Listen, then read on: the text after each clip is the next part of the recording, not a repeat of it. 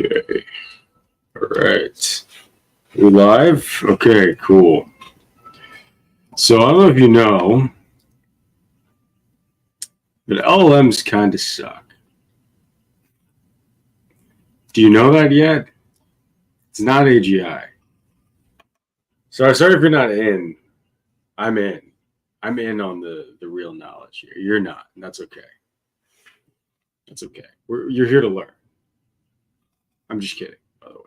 But, well, LLMs do suck. I scared you? That's okay. Don't get scared from the internet. But LLMs kind of suck. Here's why. Because LLMs are very good at a certain way of thinking. I've talked about it a little bit before. And that's the dumb brain, your instinct that I need to do this right now. And that's logically makes sense. But it's not very good at that mulling around and the long-term planning. They call it system one thinking, system two thinking. Sorry, I've already thrown out too many concepts. You're like, what the fuck is this guy talking about? I want AGI. I want effective accelerationism, but just relax, okay? It's not, AGI is not going to happen. It's not, what's that meme where it's like, it's not going to happen. It's not going to happen. Sorry, am I a doomer? Am I a doomer now? No. It's not about AGI happening or not. I'm mostly kidding about that, but so today I want to make an AI that rather than just trying to keep getting these LLMs to think better, why don't we get an LLM to make us think better, to help us study more? Because I study a lot. I study like every fucking day. I have forever. And I'm trying to get to a point where I'm like able to have the page in the background, thought I had a virus in my computer.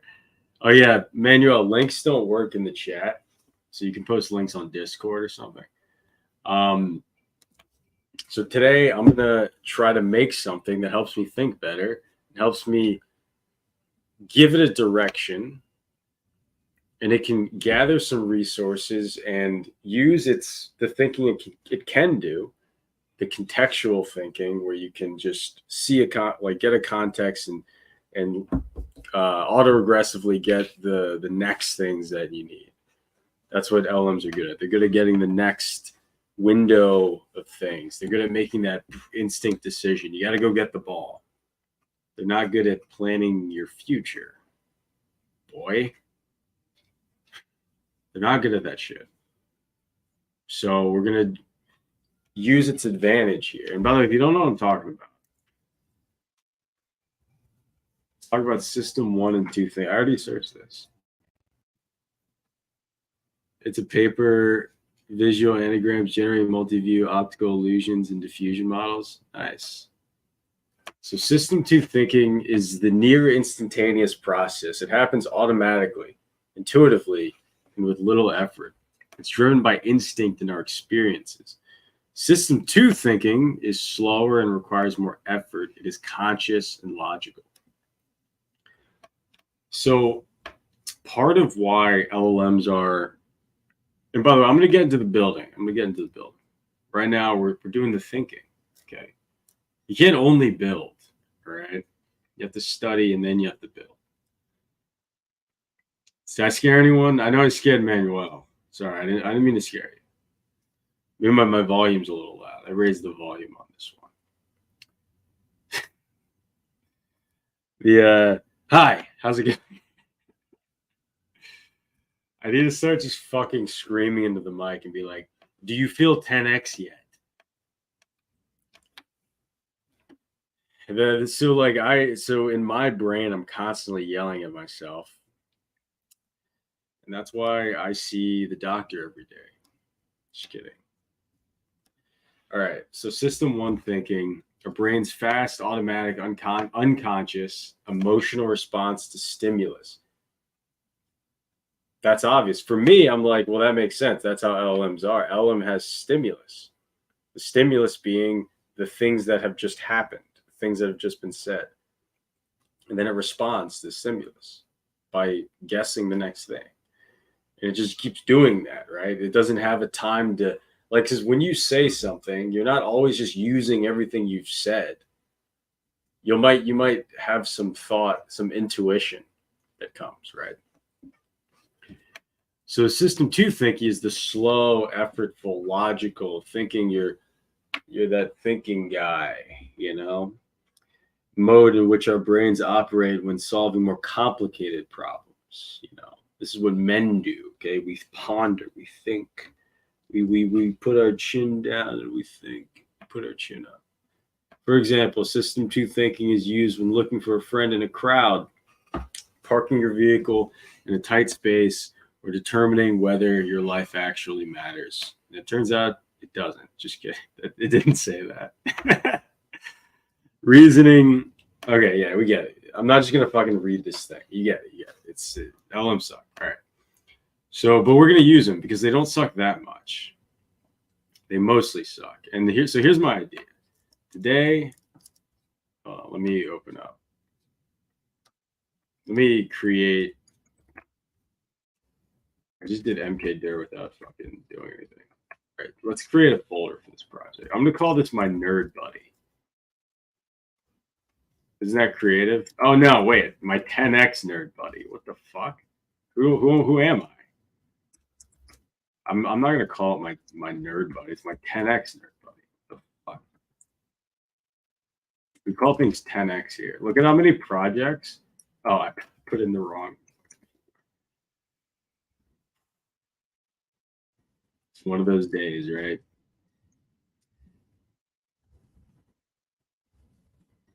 I just CD'd, dude. It's one of those days. I just CD'd into it and then did ... instead of mm ... I'm just gonna make a new folder in this. Anyway, you're like, this guy, he can't even use his terminal. Look at how many 10x. This is. I started streaming a few months ago. Look at how many, or 4 months ago now. Look at how many projects I called 10x. These are all just projects from the stream. I'm kind of insane. Okay, so this is called our 10x nerd buddy.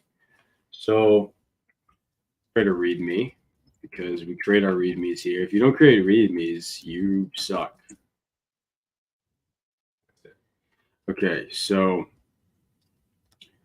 the how do you even get into things like LLMs and DL? You just consume REST APIs until you die. Yeah, Rocky Tide, you're asking too many questions. You're like, how do you get into learning things? No. You just use APIs. What? The fuck are you talking about? You want to learn how things work? Dude, 10x guys, we just use APIs. I don't know what you're talking. No, if you want to get into LLMs, you have to learn how they work. You got to look it up. You got to, like, I would say start at transformers, and then you can look in terms of history. Well, of course, yeah, you can look in terms of history. Look into RNNs, look into LSTMs, and then look into transformers. There's a logical pathway in which it all developed. All right, so let's go into our README. So what are we going to make today? We're going to make 10x nerd buddy, because turns out I don't really use a lot of the shit that I make. But this is something I will, well, maybe 2 of the things I've used. This is something I'm going to actually use. The, oh yeah, Andre Karpathy's GPT from scratch video is incredible. Transformers JS, I haven't used that yet. But anyway, so 10x nerd buddy, we're going to make something that studies for us. This is a thing that studies for us. Everyone's thinking about AGI. I'm thinking about me. I'm here for me today. Fuck AGI, dude. I'm all about me. How do I make AI work for me? Okay. All right. So this is the thing that studies for us. Nerd buddy scours the internet for resources related to what you want to study. We're all about us today. We're having a me day today. we give nerd buddy, like how I'm doing all caps, we give nerd buddy a study topic, a prompt that is used to build a study guide with resources that go in depth about our study topic. So the idea is we just give it a topic. We give it, and this is going to be a command line tool because I'm not doing a UI today. I just like I want to do this one fairly quick. And also I use command line tools, and this is a me day today. This is a me day today. Okay, so because for me, I'm always in my command line. Okay, that's just how it is. So the idea is you give it a prompt. You give it a study topic. So you say like, here's an example study topic. You say, I'm making this is gonna be the readme I post, so I'm actually like formatting it. But you give it a study topic like debt consolidation. Been learning about debt this week. Most people, when they study about like school stuff. So I didn't do the school thing. I just started studying the things I like when I was like a teen, and I just kept doing it. And now I'm on debt. It's like what are you gonna study like things you don't like? Are you a bitch? You're gonna study what do you study in school? I don't even know. What like Kant? Like, what do you really study in school? The Twitch side faster? What? The one guy on Twitch says the most confusing shit. Dude, is Twitch worth it? Should I stream on Twitch? Rock Nola, is it worth me streaming on Twitch?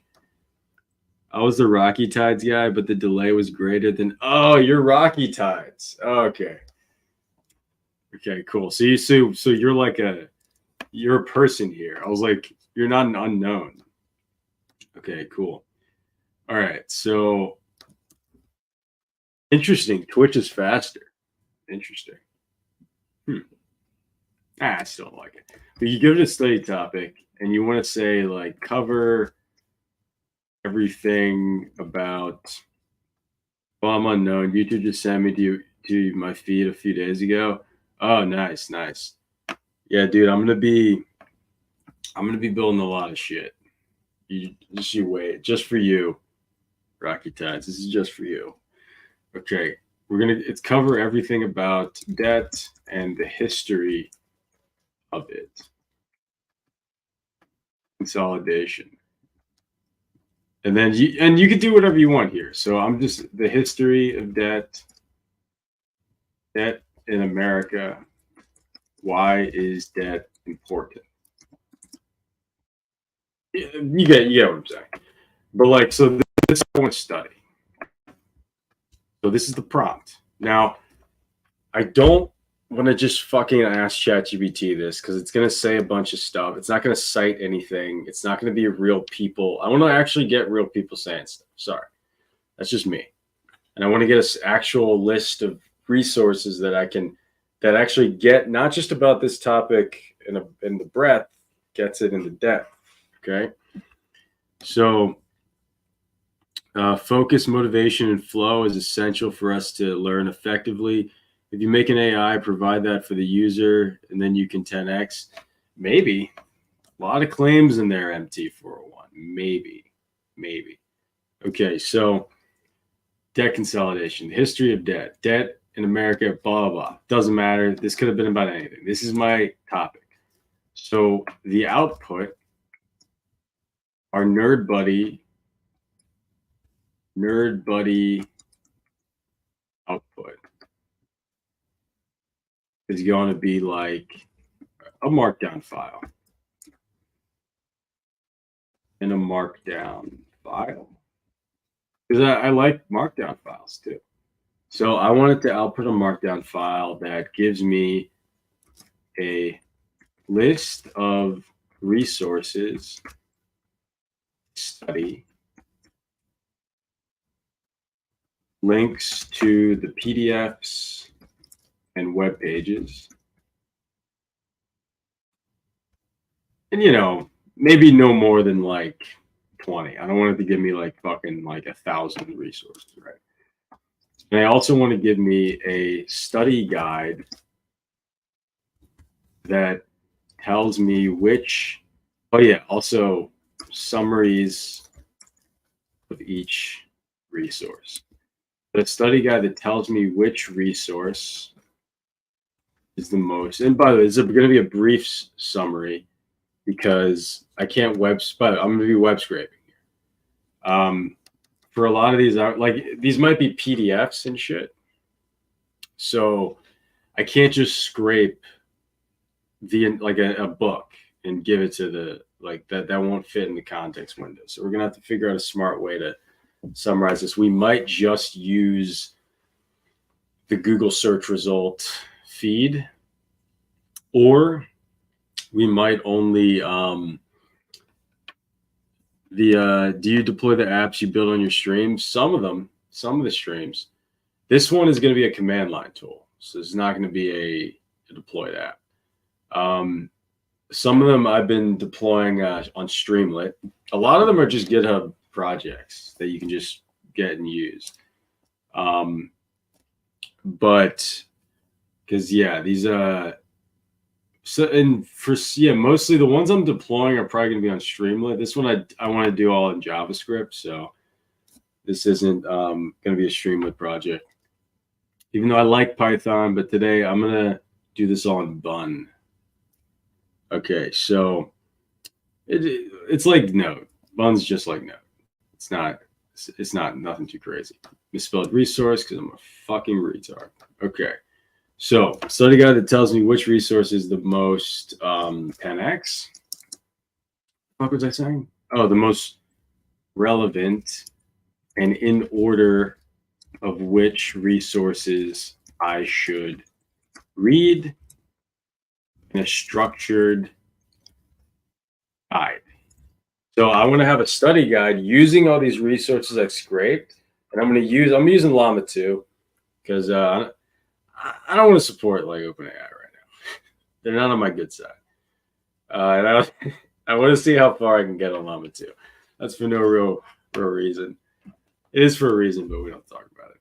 Okay, so I get it. People I don't like him. It's fine. All right. So, but I want to get a structured study guide. Although Mistral would be ideal here, but I'm going to use runpod, their API endpoints, and they don't have Mistral one. So I actually prefer Mistral over Llama 2 personally. Okay, so and then it'll give you a structured guide. So this is what I want. I want to have an output that has a list of these resources. So it'll be like resource one, Scholar, Google, blah, blah, blah, blah. And then like summary of resource one, and then like a list of shit like this. You get it. And then the study guide is just going to be, it's going to have shit. All right. This is what I'm going to do. And this is everything I want. All right. So let's go set up a project. The coding starts now. I got to say that because when I chapter out the video, also you can, you guys can, I feel like some people, like, they don't want to break my flow or something when I'm coding. You can interact. It's fine. Someone was saying that where they don't want to break my flow. It's like, dude, I don't care at all. There's some times where I'm like really getting into it, but it's like, I'm here to chill, dude. It's not that serious, dude. Okay, so let's go. I'm gonna actually call the file 10x nerdbuddy.js.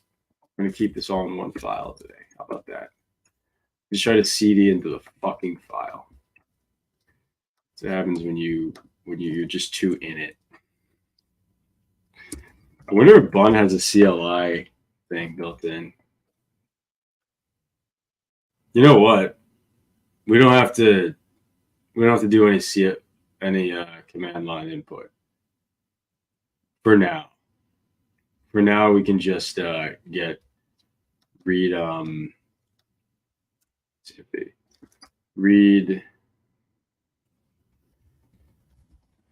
command line input. That's all we need now, actually. Oh, they have an example. Cool.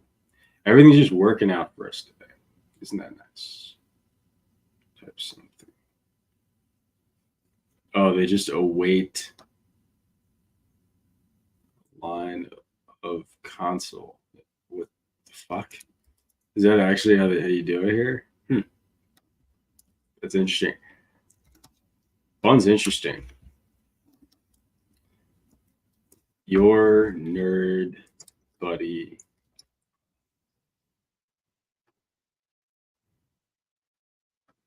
Let's do bun. 10x nerd buddy. Nice. Okay, cool. It did in a loop, which we don't need. So I think we can just do that. All right. Oh, we could do a loop. No, I don't care to do a loop.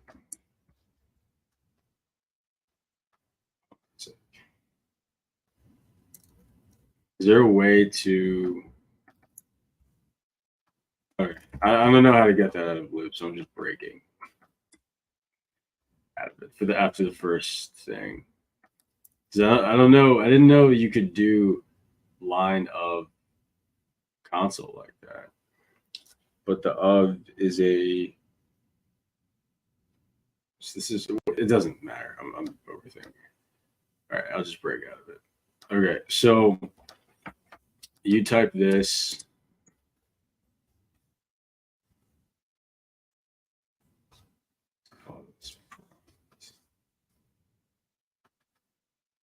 Oh, this is called prompt.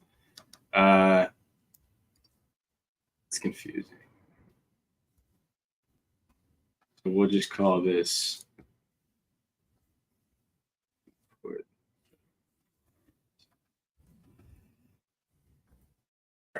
By the way, I want to give this some structure. So I'm going to put this into a function I'm calling main. I'm going to just execute it here. I think I'm going to have a lib folder. And then in the lib folder, we're going to create a class. And this class is going to be where we do all the web scraping. So I'm going to think through the class structure first. So I want to give it a prompt, and we're going to have a loop. So like, actually, before I create any files, I want to have a loop in here. Not this loop. I don't know why the fuck I need a loop here. But started learning coding for one of my clients to make a website. Now I'm addicted to learning it. Nice. Jimmy for render. That's great. That's great to hear. Oh, that's awesome. Okay, cool. So, and this is going to be the user.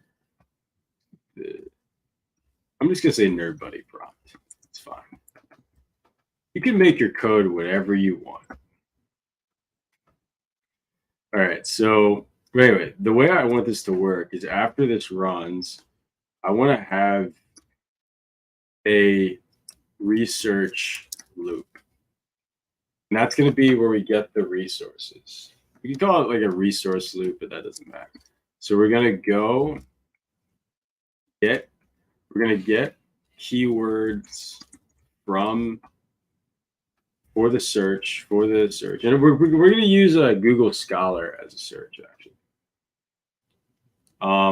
For now, I mean, I want to have something where I can have like multiple different inputs. So like you can get things from Google Scholar, you can get it from other shit. Let me actually see, are all these things, let's look up that. Are all these PDFs? Does anyone remember? No. Yeah, it's like a normal website. because we have to find a way to parse the content from the website. So I've done this before on streams, but I'm gonna use readability. But I'm also I want to read PDFs. But obviously I don't want to read the whole PDF. Oh wait, this didn't go to a PDF page. But there's nothing on here I can get, right? So here we would just use the title to discern whether this is useful for us, right?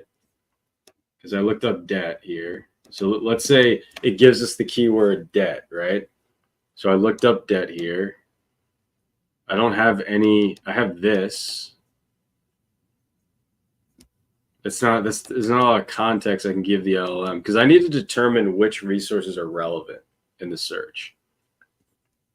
So like we have a web scraper that's going to be, sorry, I'm like saying too much in the future. Let me talk about now. We have a web scraper that's going to be running, and it's going to be running on a loop, a process in which first thing it's going to do is, well, we have a script that's running on a loop, and it's using a web scraper. The first thing we want to do is we want to get keywords. We want to scrape Google Scholar with the keywords. And then we want to get these resources here. And we want to see, and by the way, we might get rate limited. It's fine. We'll figure it out. Life's not fair. But we'll figure out. I mean, there's a lot of ways to get around it, but we should be fine. I mean, I'm not going to be doing this so much that I think we're going to get too crazy here. But anyway, so we're going to get these links, and then we're going to have to determine which one of these resources is actually relevant to the user's prompt. So there has to be another prompt to Llama 2 kind of being like, hey, is this relevant? Like, is this like based on this title, or this, like, probably use this right here based on the title and this little mini description or something. Yeah, like this is fine. It'd be fine to use this. Maybe we just use this. We actually don't need to go straight to the page. Now I'm thinking about it. Maybe we do that. But anyway, based on this title and this little mini description, is this relevant? And also, I want to have something else to say, looking at all these titles, what are some other topics that I would need to know? So we're going to recursively then use those next topics, make another keyword, run the loop again, search Google Scholar, look at the results, go through the results, see which ones are relevant, add it to our study guide, and then find if there's any additional topics. So Llama 2 is doing a lot of reasoning here, but it's going to work because it's just going to be the system one side. I think it's going to work. Why the fuck am I saying it's going to work? I think it's going to work because we're giving it a lot of context. It doesn't need to, we're directing its thought pattern. The thought patterns. Today I can't like talk for some reason. Okay. Can't wait to make my own AI. Nice. Really love the math aspect of coding. I was really good in math, but dropped. Nice. Yeah, it's sort of so this is going to generate study guides for us. Jimmy for render. So this is something where we're going to give it just for anyone joining, we're going to give it a study topic like debt consolidation, history of debt in America, why it's debt important, yada, yada. We're going to give it this study topic, and it's going to output a list of resources that are relevant to the topic. And then it's going to give us a guide on how to look through these resources. And these resources, it's not just going to be about that. Eventually, we're going to have it recursively get additional topics based on its research. So it's doing research the way people kind of do research here in a shittier way, but it's like we're going to be looping and trying to find, like, because sometimes you'll go to Wikipedia and you're like, what is debt? And then you're like, oh, actually, I need to learn about debt consolidation, right? So there's like successive topics that matter. So that's the loop that we're doing. Okay, cool. And then, and by the way, when you're doing prompt engineering or whatever, when you're making these kind of this is an LLM agent. It's a more accurate way of saying it. When you're making these LLM agents, I said AI in the title because fuck it, right? But when you're making things like this, you have to really think about directing it towards a direction rather than sort of being like, oh, I'm going to just give it everything and it figures it out. Because when you give it everything, it figures it out. You're thinking it's like a person. It's not. You're anthropomorphizing the fucking LLM. Okay, cool. So let's do it. So this is going to be searching for us by us. Okay, so first thing, it's going to get the key. I already talked through it, but first thing, it's going to get keywords from the prompt. And this is a llama prompt. It uses the prompt to get the fucking keywords. We're going to search Google Scholar. We're just going to do Google Scholar. We can, we can do other stuff. We can also, I think Wikipedia is a cool thing to mix in here, but regular Google's a little too, wait, does Wikipedia show up here? It doesn't, right? It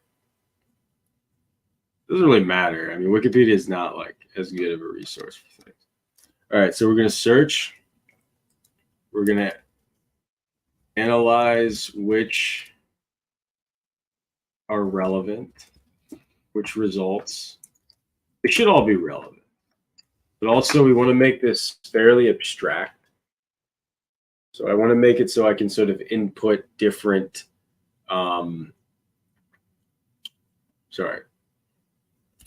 No, we don't want to make it too abstract, but we want to make it abstract, and we want to make it, we want to make this work for a lot of different things.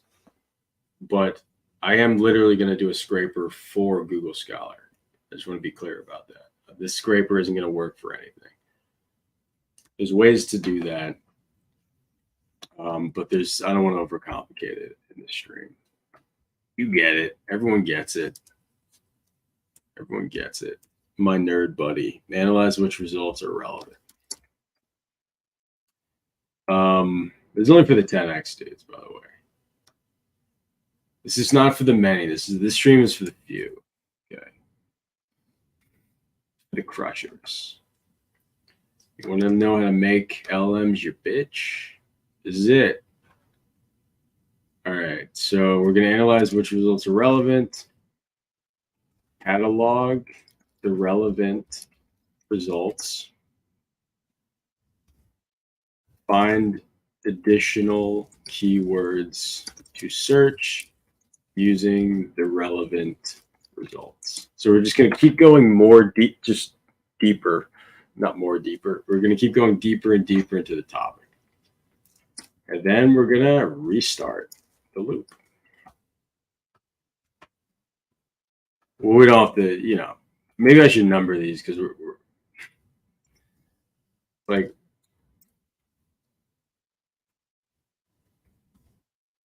we're doing 1, 2, 3,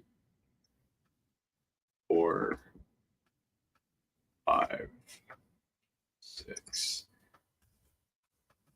Go to, I did all that just so I can say go to 2. I'm fucking insane. Okay, so research loop. So we have our research loop. After we get a research loop, we can have our study guide. This is going to be generates a study guide using the research topics. We're going to have some way to link research resources. My bad. I want to generate a study guide that's informed based on the research we did. Okay. So like because if you just fucking ask ChatGPT to like give you a study guide, it doesn't know anything about the world, right? It doesn't actually give you like a guided links. We should call this guided links, but I called it 10x Nerd Buddy because I'm kind of a fucking idiot. Okay, so give it specific topics we want to study about the prompt. Yeah. So you give it a study topic, and then it gives you a study guide with resources that'll help you learn about the topic. All right, cool. So that's what we do. So we got to have a research loop. How are we going to do that? I think I'm going to have a research class.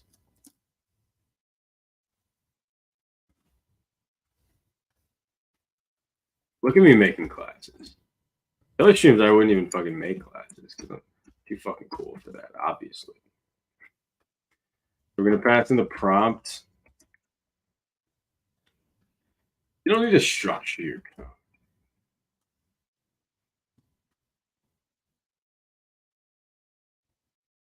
And I think I'm going to have a run loop function. It's going to have to be async. Definitely going to need Puppeteer in here. Definitely going to need Puppeteer. Definitely going to need Puppeteer. Why didn't I install Puppeteer yet? Am I insane? Wait. Bun install Puppeteer. Forgot I'm using Bun. The only thing that matters. Opening. Wait, what?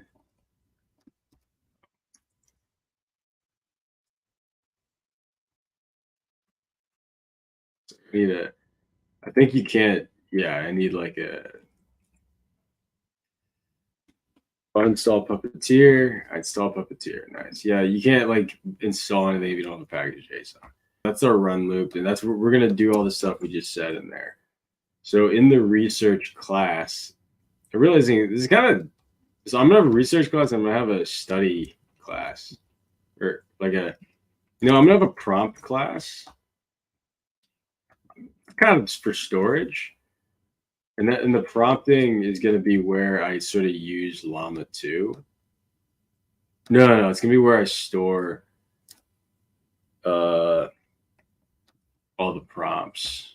Yeah, it'll be where I store the prompts. And then I'm going to have a LLM JS, and this is going to be a class where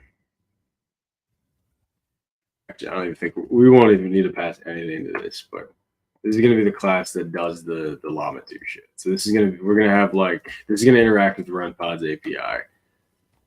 The prompt class, and by the way, we're using Bun, so we can just fucking export default. We don't have to do module exports and have to make it a MJS file, so we can like make it actually seem more normal. Node.js sometimes makes, dude, I hate formatting so much. Formatting sucks. Formatting sucks. Okay. If you don't know what I mean, then just get the fuck out of here. Just kidding. All right. So first things first, we do we get the prompt and we do the research loop. So let's think logically how we would do something like this. How would we? Okay, well, first we need to just go to Google Scholar and make a Google Scholar search. No, that's not true. Why the fuck would I say that? The first thing we need to do,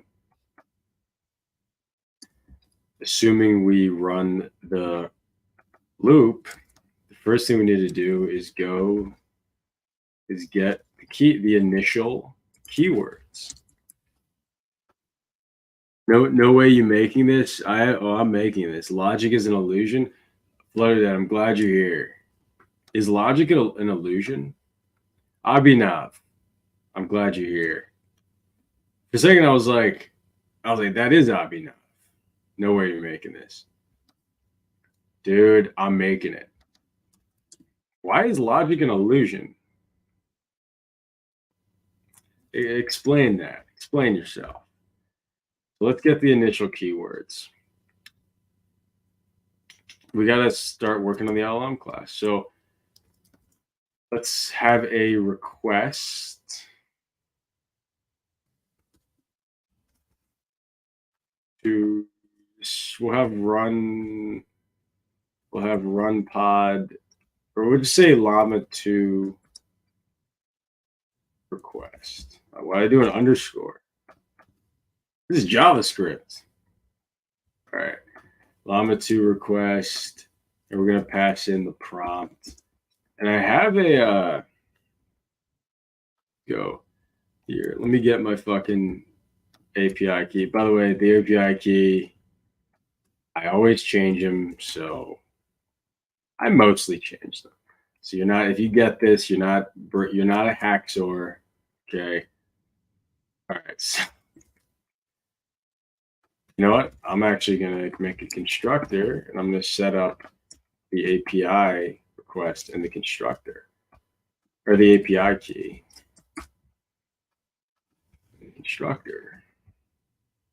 So if you're new to coding, what I'm doing is I'm doing object-oriented programming, and I'm choosing to do it in JavaScript because I'm too low impulse to do this in a better language. Yeah, JS gross. That's so funny you said that. Well, I just shat on JS as you were saying that. That's funny. So, but anyway, so this is it. We're doing classes. We're doing JavaScript's disgusting. It's this everything tries to make it, but I use it because it's so convenient. Look at me. Look at me doing my convenience. Okay, so let's go to what's default. Okay. Let's just write this from scratch. I probably did this on so this is their API request.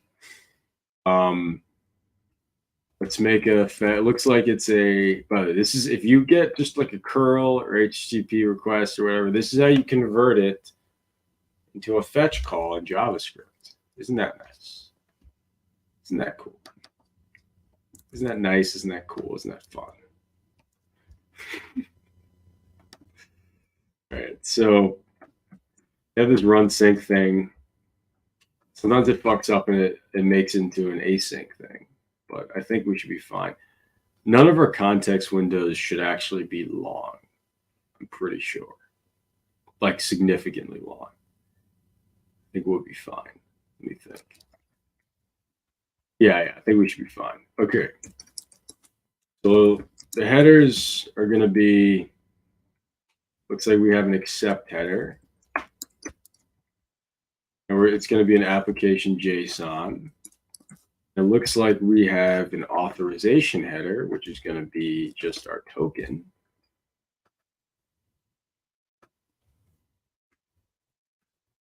And then we have content type. Typically, these are all capitalized, but really it doesn't matter if it is, so we don't have to worry about that. So, and this is the data.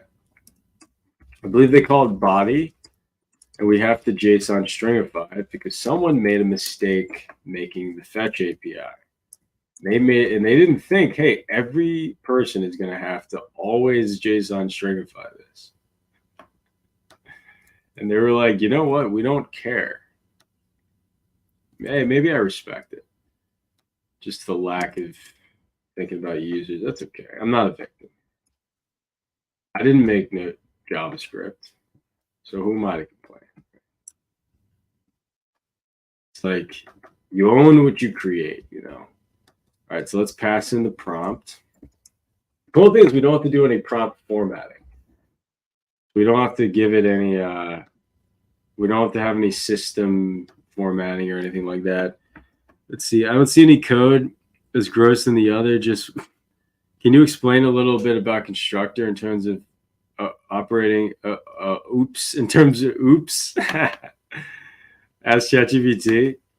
Yeah, you could ask ChatGPT indeed. So whenever you're creating a class, you're creating an instance. Oh, yeah, we're done with this. So whenever you're creating a class, you're creating when you use the class, you have to create an instance of the class. You can see the constructor almost as the class that is initializing, the function that's sort of initializing the object. And this will return the object, which in JavaScript is going to be this, that represents the instance of your class. So if I want to get a version of this class, the instance of it, I run, you'll see it later, I'll run some line of code that's like, hey, give me an instance of the class. When I instantiate the class, I get the instance, the constructor runs. And it creates that object that you will later on use that to run your methods and to use your attributes, and it sort of gives you, object-oriented programming gives you structure. And the constructor is sort of like the thing that constructs the fucking object that you use to use the structure. Hi, Andranil Pawar. How you doing? So let's make this the max tokens like 2,000. I don't think we'll have to go any. We love OOP. Oh, we love OOP. We love it. Presence penalty. What is that again? Frequency penalty. It's definitely too high. Temperature. Let's do 7. What the fuck is the presence penalty again? Keep forgetting because none of it really matters. All right. I should ask fucking chat. Dude, I can't spell that. Do I brain damage?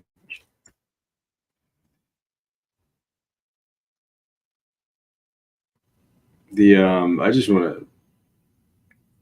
Oh, it encourages variety, right. Super vague.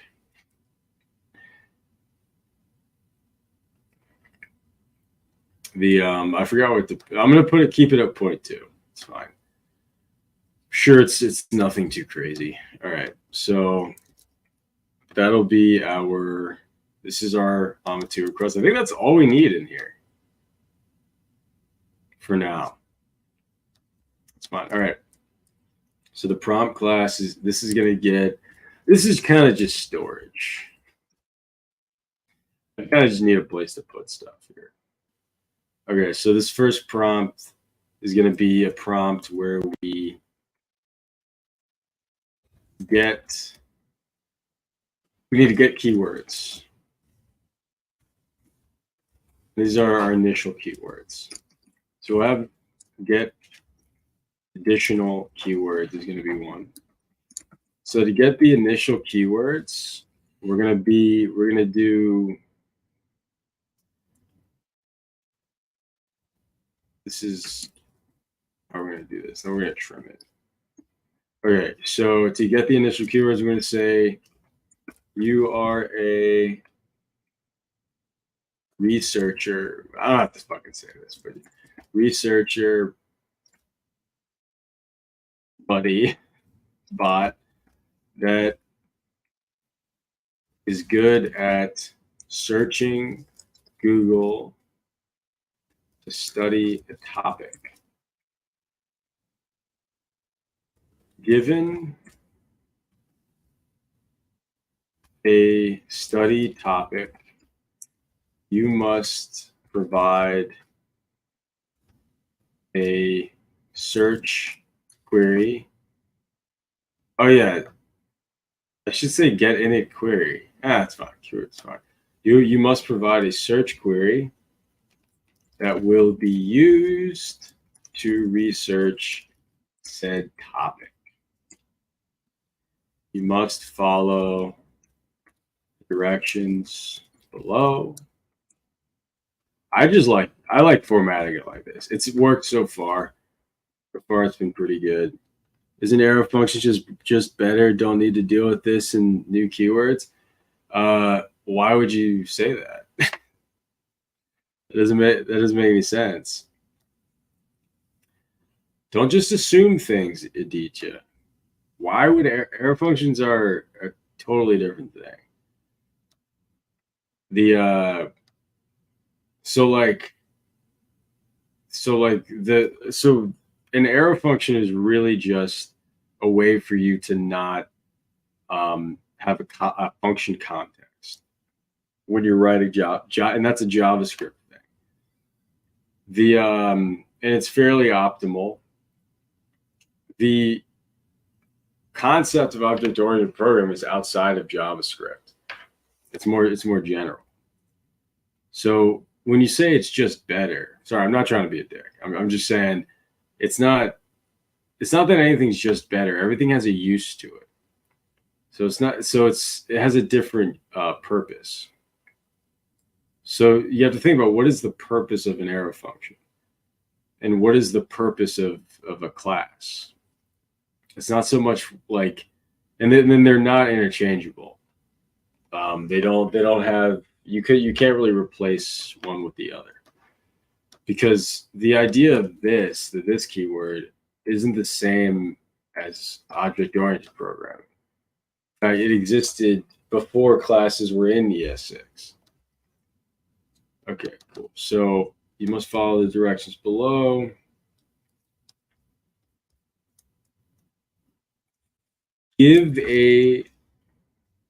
Analyze the given study topic and determine what topics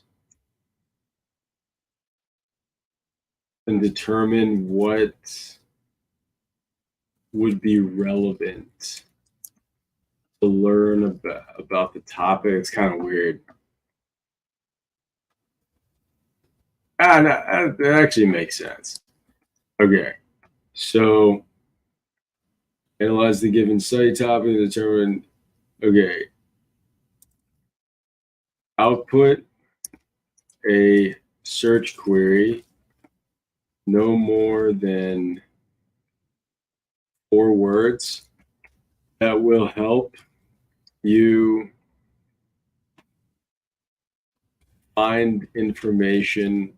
It'll help the user find information about topic. One more for a new year. What's your plan for 2024, Jared? Dude, I'm just gonna crush. What do you mean my plan? Same plan, same thing we do every year. Same thing we do every year, Abhinav. We crush. This next year is gonna be a big one. It's gonna be a big one. This year is about growth and abundance. This is definitely definitely gonna push this on Git. Definitely gonna push it on Git. Okay. Do not reply with anything other than the keyword, than the search query you think of. I repeat, do not reply. Are you doing function calling? No. Well, actually, I could do function calling here, but I'm not going to do function calling. This is a good use of function calling. I should do function calling next stream. That would actually be good to show how to do that. This is a good use for it, but it's fine. It's fine. All right. So do not reply with anything other than search query. Okay, cool. So this is simple enough that the output isn't really, it's not that structured. So we should be fine. Is it? Yeah, it's not structured enough that it should matter. It's also not complicated enough. All right, cool. So let's get started. We have the run loop. So actually, we can start running the. I have no idea what's going on, but this looks like a good use of a class. It's I don't know. It actually isn't really a good use of a class, the prompt one, but the LLM and the research are. The prompt one, I just like the structure. I just like the structure.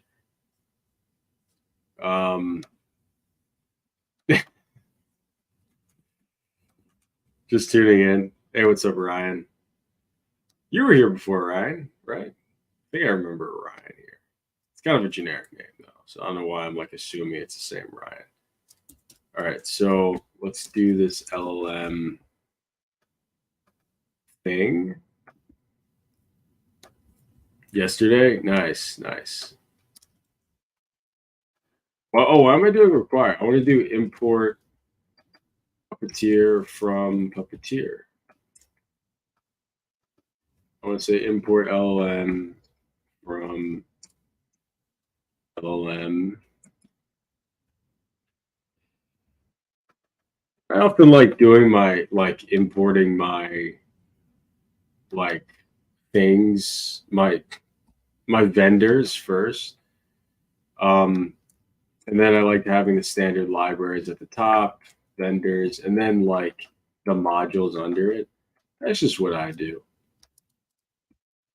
You don't have to do that. So I'm actually gonna just, when I instantiate this, I'm gonna instantiate this class.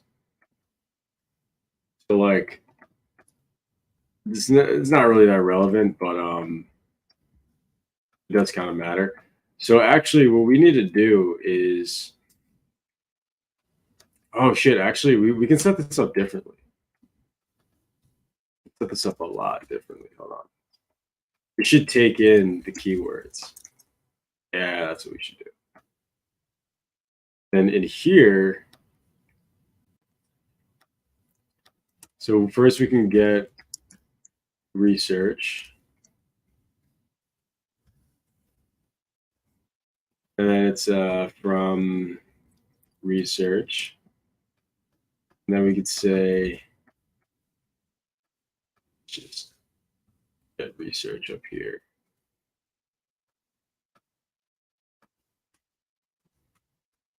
This only going to run once also. Research equals new research. And then what do we got? Oh yeah, we got to pass in the prompt. Pretty much it. Either way, what we can do. Oh, I just realized I forgot to do the given prompt or the given study topic. The study topic is, and then I'll just do study topic. And did you take a deeper look at Bright Data and did you think of it? Oh no, I didn't actually check that. I got to check that out. What's type safety? Everyone keeps saying learn TypeScript after JS. Type safety is this concept where, well, let's go to a variable that I define. Here I defined a variable called research. Actually, this is a better example. Here I defined a variable called input prompt, which is just equal to this value. So I didn't specify any type. I just said, give me a variable and then put it to this value. This value has a type of a string. So in a dynamic high-level programming language, dynamically typed high-level programming language like JavaScript, this is sort of inferred. Whatever the type is on this string, on this value, which is a string, is automatically going to be handled in runtime when it comes to this being executed. So the problem is, if I have a really big code base, and let's say input prompt is maybe a value that is now modeled. So let's say it's actually something in a database, and someone changes this from being a string to being an object with strings, then all of a sudden everywhere your code's gonna compile just fine, right? There's not gonna be any flags. You're not gonna know that anything's broken until it breaks. So type safety will make it so that I say, actually, this is a string, and that's how I define the value. I mean, that's not how TypeScript works, but like you would say it's a string a different way. But I'd say I define this as a string, right, in a statically typed language, so that this code, if all of a sudden I change this to be an object, the code won't compile, right? So that's really the point of having type safety. But everything melts down anyway. Exactly, Ryan, which is why we don't use TypeScript, because we're not gay. TypeScript sucks. Oh man. No, if you use TypeScript, I get it. I just don't want to hang out with you. But if you use it, I get it. No, TypeScript is a waste of time. But by the way, statically typed languages aren't a waste of time. Just TypeScript is. Obviously, statically typed is actually kind of better for most cases, but TypeScript is complete waste of time. But yeah, obviously you're a gay guy if you like TypeScript. Okay. Everyone's offended by that. I mean you. Okay. All right. I'm just kidding. Okay. So here I'm going to get this research variable. Am I kidding? No, I don't think so. No. If you have a problem with, as I put this in a function, if you have a problem with, if you like TypeScript, then you're not in the club. You're out of the club. So we're going to run. So first we have to get, because we now change this so it has keywords passed to it. So we need to get the keywords. We need to implement everything we just got. TypeScript is for people who can't plan ahead, dude. 100%. 100%. It's for people that just don't get it. JSON. All right, so this is the result. I forgot, how do you get the response here? I think they have an example of it. Do they have, what would they only have a Python example? Oh, I need to be handheld. Don't just give me a Python example. Oh, they have like all these examples. I'm complaining. Look, they have a TypeScript? No, they don't have a TypeScript example. That's a good thing. Okay, so response.data. What does the response look like? I just want to get what the response looks like. Run sync. Yeah. Output. Okay. Dot data dot. Okay, I think it's just output. We're going to return result output. Okay. So keywords equals, so we're going to run this LLM. We're going to get the prompt first. Hold on. We can get the prompt up here. So we can actually, this is a good way to set this up. Yeah, it's fine. So we can get prompt here. So we're getting an instance of prompt. Oh, JavaScript shouldn't be statically typed. I thought it's related to var let const as far as it's mutable, so I use const everywhere. That's not about type safety. That's about the whole let and const thing is all about scope.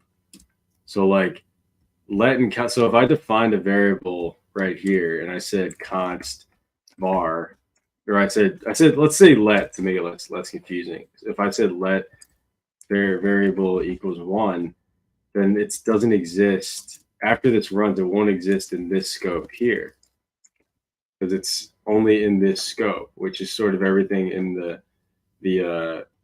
curly brackets here. But if I said var, then it's scoped to the function. It's function scoping versus block scoping. That's the main difference between let and const and var. Like really just use let and const. That's not a type thing though. Types are it's like what it is. So like this is a string type. This is going to be an object type, right? This is a number type. And in JavaScript, there's just number type. There isn't even like integer and like float and shit. Like you can't have, if you don't have actual types. Hey, what's up, Razmik? How you doing? Like the TypeScript doesn't make sense to me because it's the language isn't typed. It's so like, what's the point? I get it. It's like it feels nice. Like you get to feel like you're being safe. Real safety is just having good tests. Just have good tests. And if you're writing a ton of tests in a language like JavaScript, you should have picked a different language. I don't know what to tell you. Yeah, it nags you. All right, so prompt dot. So we're gonna get the prompt. Dude, I need the next video. I gotta do function calling. Good call out, Flutterdale. This would have been a good example for that. I mean, it's not like too big of a deal, but it is something that would have been good here. Okay, cool. So we got an initial, we got this initial loop here. We don't need this anymore. I think we do actually. Do you know K8S? No, actually. TypeScript is plastic surgery for JS. JS is ugly, but it is plastic surgery for JS. Yeah. JS is an old bitch. And it's not going to get any prettier. Okay. So like JS, JavaScript is like, it's like someone just holding on, It's just holding on to the golden years. Like TypeScript is, it's plastic surgery. That's so funny. We love MILF.js. Nice one. That's funny. Okay, cool. So we're running the loop. I think this is it. Oh no, we can actually just have a result here. The loop could just return the research items. Yeah. Items. You guys had like 15 facelifts before. Yeah, dude. It's like, dude, just like it's like, hey man, I accept the irony is I accept JS for who it is. And it's not a faithful bride. It has a lot of mileage on it. Catch my drift. All right. So we got the initial keywords, and so now we can actually start using Puppeteer. So I'm gonna go to code that I use for a ton of shit. Actually, I don't want to take it from there. That's a company's code. Sorry. I didn't show any files though, which is good. All right, so Where am I going? Oh, right here. Hold on. Dude, I write too much code. Let's go to all these, let's go to all this stuff.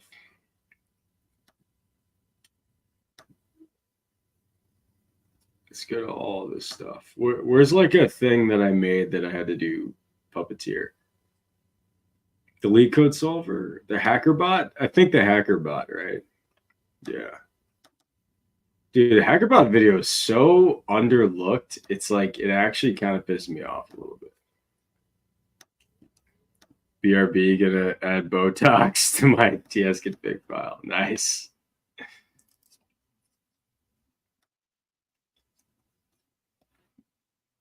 Okay, so I'm gonna add a lit. It's weird that I have my utils in here. It's fine. We're just going and flowing. We're just going and flowing. Export let's just export. We don't want the default. And then we can import Puppeteer here. So this is just like a function I use for setting up Puppeteer, setting up the browser. I set headless false. Let's actually, let's do headless false here. I want to see what's happening while everything's happening. All right. So when we start running the loop, you know what? When we initialize this, I want to start the browser.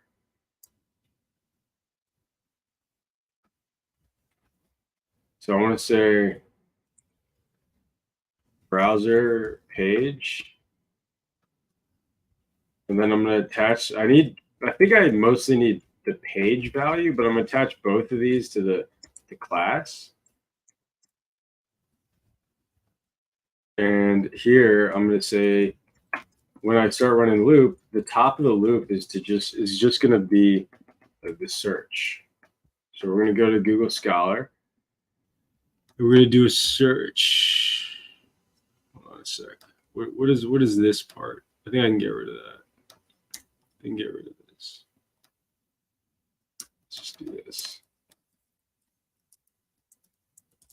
So we're going to do this, and then we're going to type passing the keywords there. Then we're going to run the go-to. And let's just do that for now. And let's see if we actually did something here.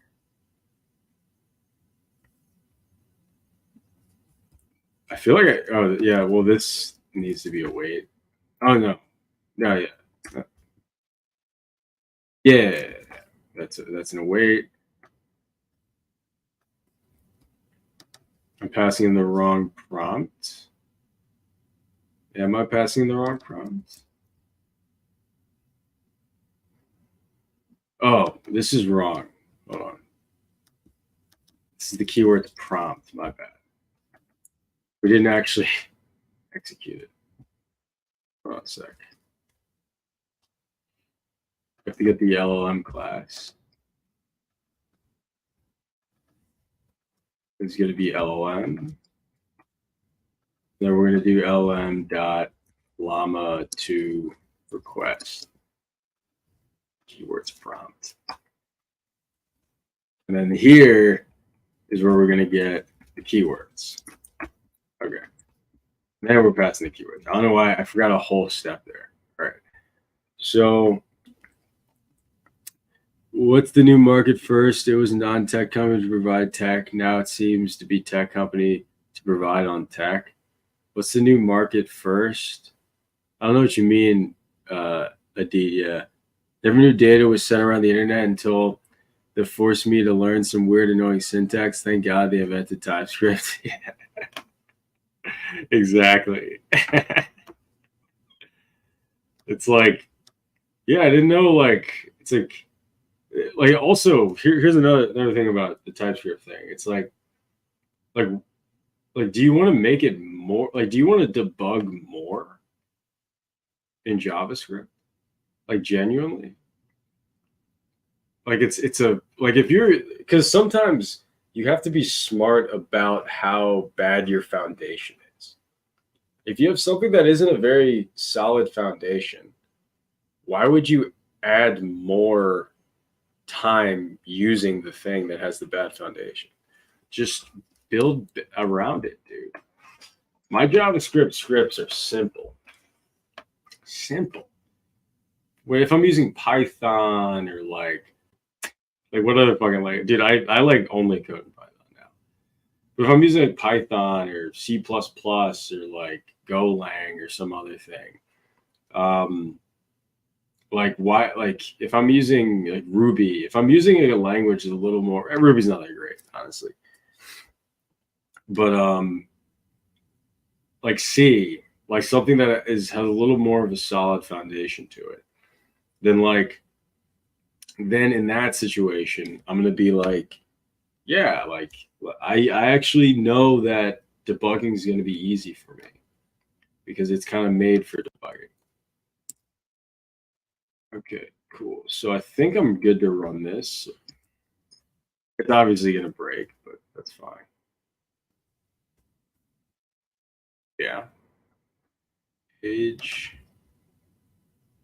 Wait. Why is that happening? Why would there be a? Is it? Are they seriously? Is this use strict or something? Wait, what? Oh, because it's in the constructor, right? My bad.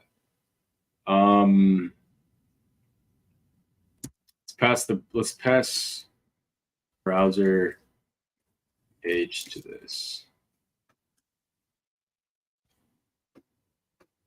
Thoughts on all the layoffs these days? Um, Interesting question. Thoughts on the layoffs?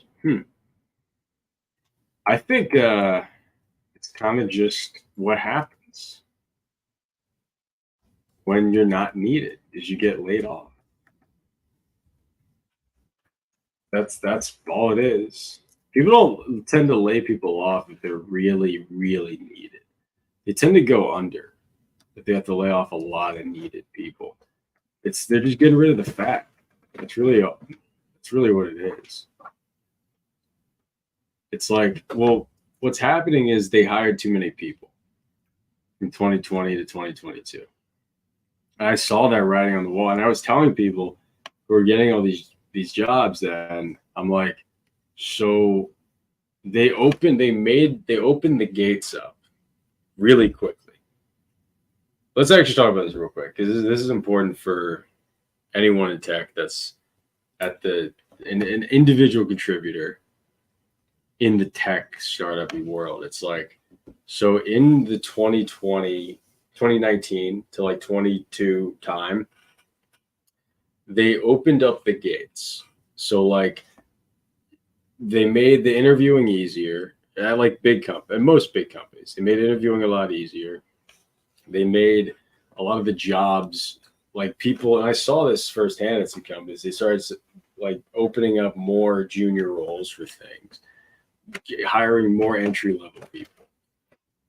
And in the moment, I was telling my friend, like, I want to get one of my friends on here just to say, hey, he literally said that because I said this. I was like, oh, they're trying to cast a wide net so they can beat out. Oh yeah, and by the way, they set all those jobs to be higher paid, so that it's easier to get and higher paid.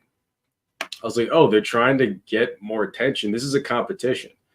So the big guys are fighting each other to try to get as many people as they can because they actually don't know. Because it takes like months to find out if someone's good that you hired. Like it takes months. But the window wasn't long enough for them to really vet that many people. So you think about it, out of a CS degree, there's probably like 1% of them are going to be the types of people they want to hire at like a Google. That's stiff competition. So to outcompete, they widened it. They made it so they had like 300K fucking signing jobs for these kids. So they're just trying to get as many fucking kids as they can. They figure out who's the best. They out hire the competition, and that's you. It's not just like they're out beating Netflix or whatever. Google is out beating your little startup, your dinky startup, right? So they get all the best, and then they're like, all right, cool. Let's fucking fire everybody. And you see all the people that got fired, it's the recruiting people that they hired to do this. It's juniors that sucked. It's mid-level people that sucked. It's people they didn't need. And I'm not trying to be a dick saying sucked. I'm just saying that's literally what it was. It's people that had the skills issue. Like people that weren't up to the standard left. But the standard was always the same. So you're seeing a correction back to a lot of the norm, if that makes sense. It's called a bubble. Yeah. But you got to understand why they do the bubble. It's competitive. They're not only freshmen, a lot of good people were even on streets. That's the why, like when you say good, what do you mean? Experience doesn't mean good. Sometimes they get, so you'll see this a lot in tech, like they'll get, no, I'll talk about the decades of experience. It's not about good. When I say suck, I shouldn't, I'm saying they don't hit the standard anymore. People will age out of jobs in tech very easily because they're not moldable anymore. So like they want someone who's the top 1% within 5 years out of college or whatever, because that person is very moldable. 3 years out of college, right? They want someone who can learn the Google way of things and the Google stack. The Google stack changes. The Facebook stack changes. They want people that are gonna be on the bleeding edge of things and they can be very competitive. So like if someone's been there for 20 years, it doesn't really matter if they're good if they're not relevant anymore to the business. And they can have all the domain knowledge, but they're not able to move with the market as much because stacks change. Like I mean, like the tooling in companies change over time, and the market changes over time. They want, and I'm not saying this is good or whatever. I'm just saying this is what happens. You have people aging out. You have people that aren't good, and you have like a wide net. It was a land grab. That's what happened when tech was over hiring in the past few years. It was intentional. It wasn't just because they're dumb. Like they're not that dumb, you know. They're not so dumb that they're gonna just like not understand. Till like they knew what they're doing. They knew what they're doing. Let's see. But think of how many juniors are flooding the market thanks to to the boot camps, all boosting 97% placement roles. Yeah. It's crazy, dude. Like the boot camps overtrained to a crazy amount, and they made lying promises. So they said, yeah, we're gonna have like all these placement rates. But it's like, are you going to have so by the way, like a lot of those people were placed, I'd say from 2015 to or 2014 when it started to like 18.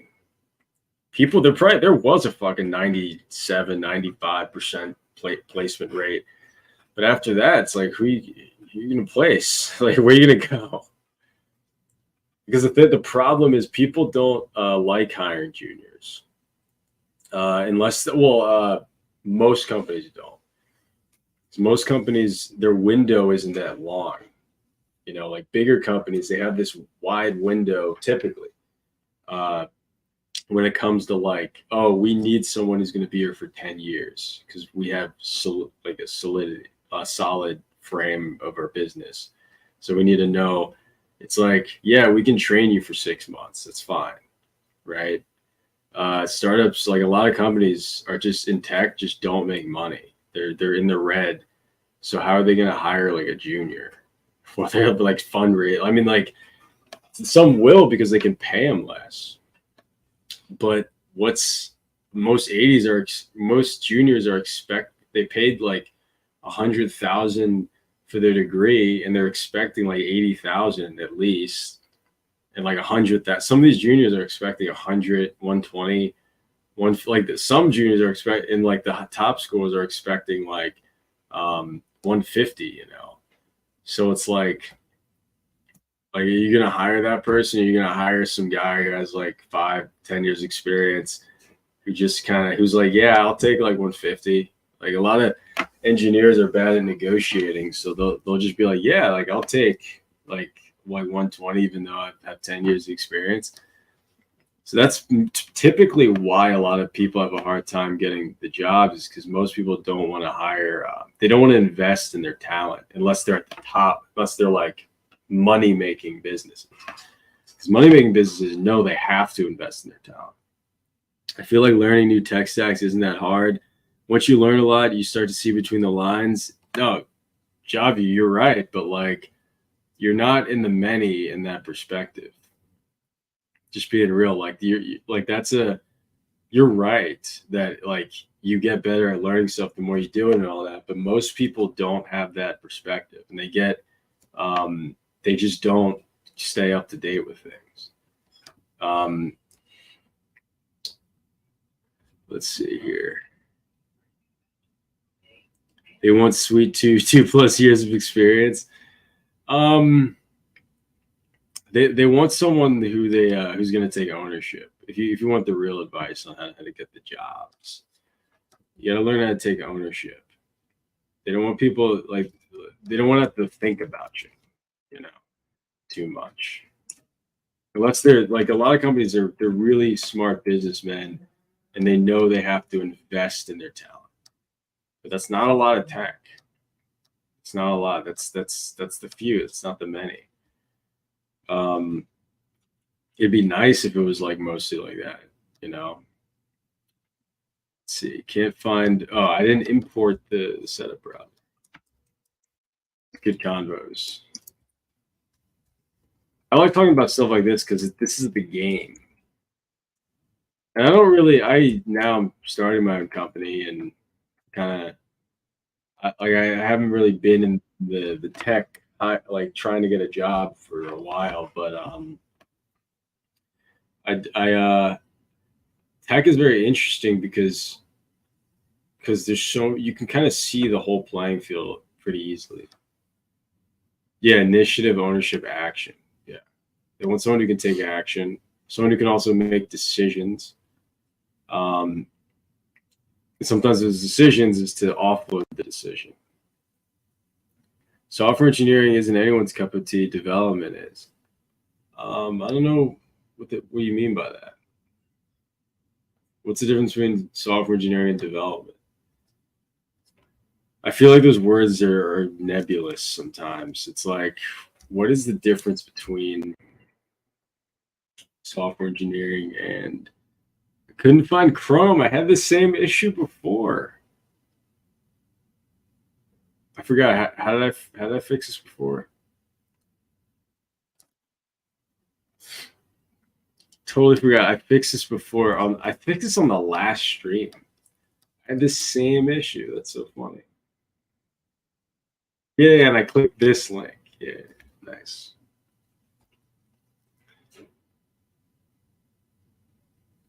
Let's go. Let's go.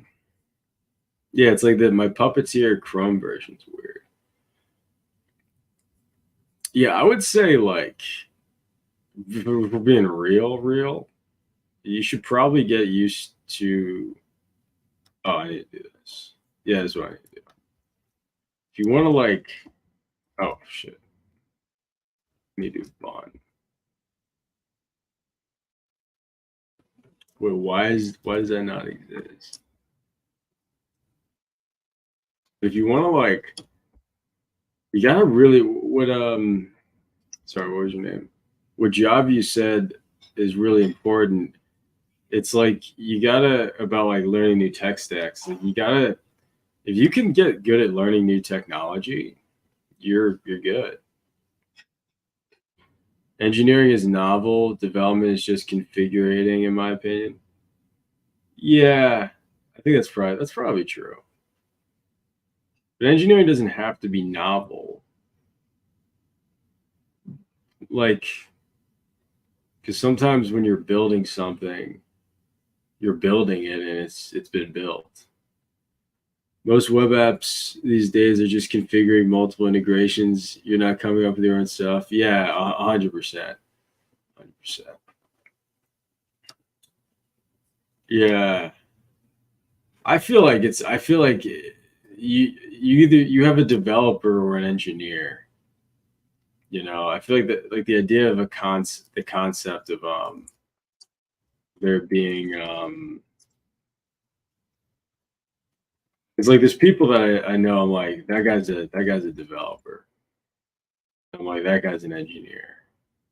I feel like it is often like some people just have different vibes. I don't know, but maybe that's what it is. I think that makes a lot of sense. Why do you use Sublime? What's your advice? Oh, I just use Sublime because I use it for a long time. I'm not like advising. I'll make a joke and say you're not 10x if you don't use Sublime, but like I don't. I think getting used to just writing code is important, and starting from scratch and getting your own tools is really good. So like starting with just a basic editor and like one that has a lot of tools. So like people like Vim, Sublime does too. You can just there's a ton of it's like hey, if you have to start SSHing into things, get yourself an SSH tool. It's like you just slowly sort of figure out all the tools you need. But I think you should start with just the text editor, and then you just keep adding what you need. You don't want to start with a lot of configs because like you don't want to have to deal with TS and JS config if you're a JavaScript person. You don't have to like sort of manage all of these like linting things or whatever that you don't fully understand yet. I think it's good to kind of start small, and then as you're coding, you start adding those things into it. So that's why, if you're going to use something like VS Code, like try to just not really install too much. I like VS Code, by the way. I make fun of it, but it's like VS Code's great. It's I mean, it's a little annoying sometimes because there's a lot going on. I'm just going to code. I'll just use Sublime, but you just keep adding the tools you need.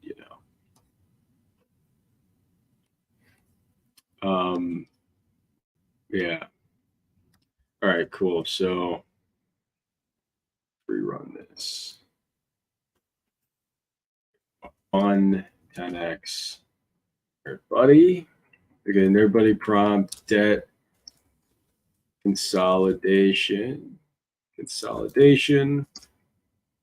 the history of debt in America.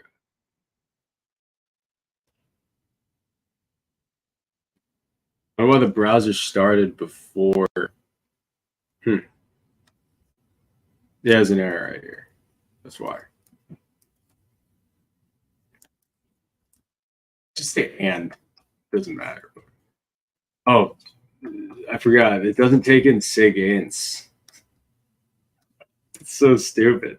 I don't know why, but like, automatically, like uh, it doesn't take in what's it called? Automatically take in sig ints. What is it again? It's not on, right?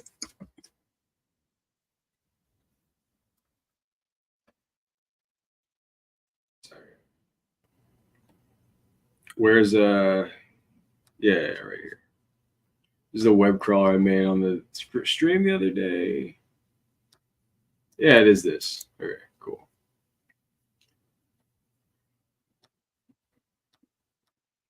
I don't have to send a 0. Doesn't really matter. Okay. I'm actually gonna log something. Same I did in the other. I was like, why does by default it doesn't have like it's like so dumb. Where do I run this browser? Yeah, run right here. I should run in here. I gotta open up a new. I gotta open up a new terminal window.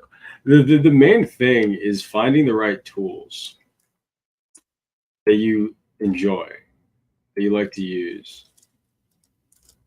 Debt consolidation and the history of debt in America. That's really a lot of things in life, and also learning about how things work.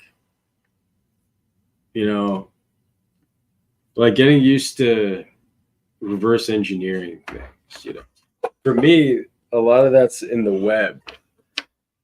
I like the web, so I learned about how browsers work. I didn't actually fix. Oh yeah, the exit worked, but I didn't actually fix the error that happened. Okay, so get in it. Yeah.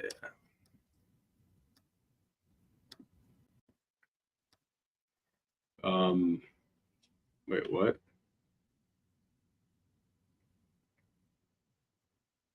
What did I do wrong?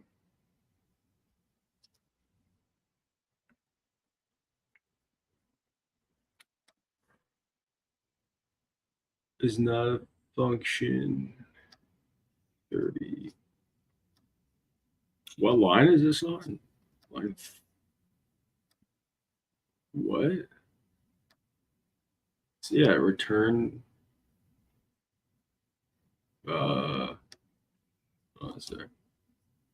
Do I have some keyword somewhere?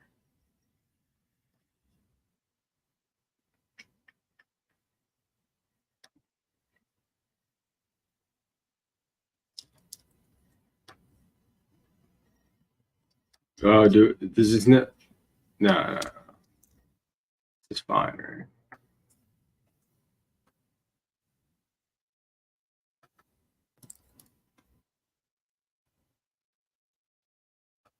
But talk about solo contributor versus manager.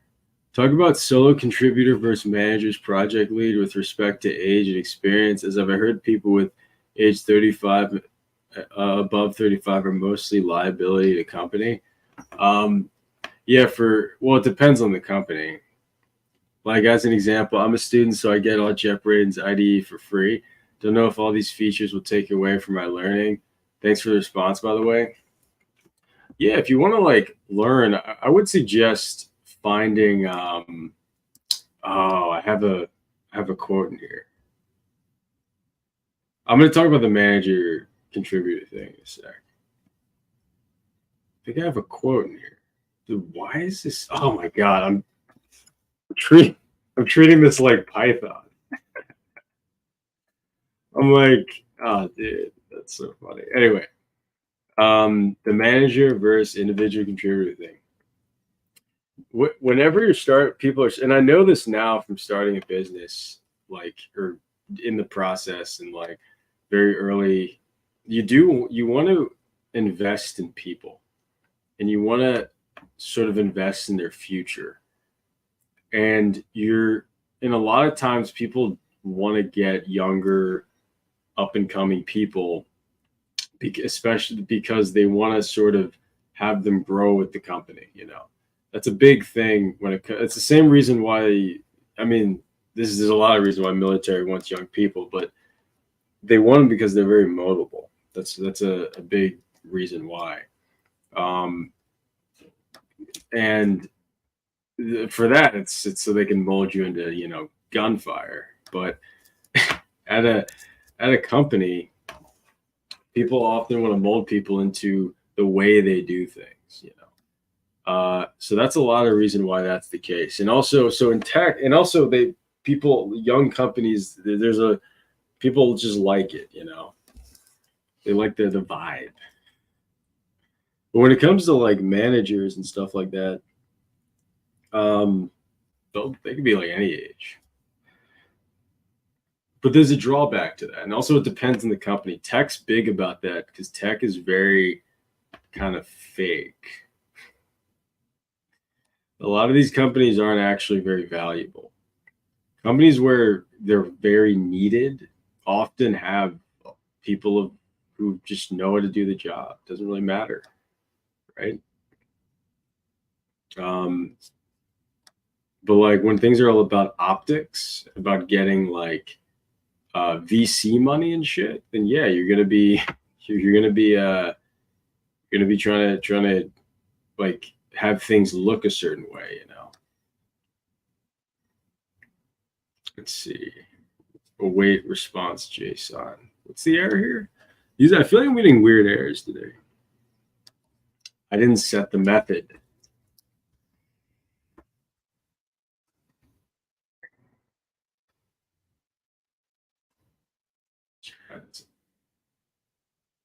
Set the prompt. Debt consolidation and the history of debt in America. That's the study topic. So let's see if they get keywords. Oh, object. I searched object. Okay, so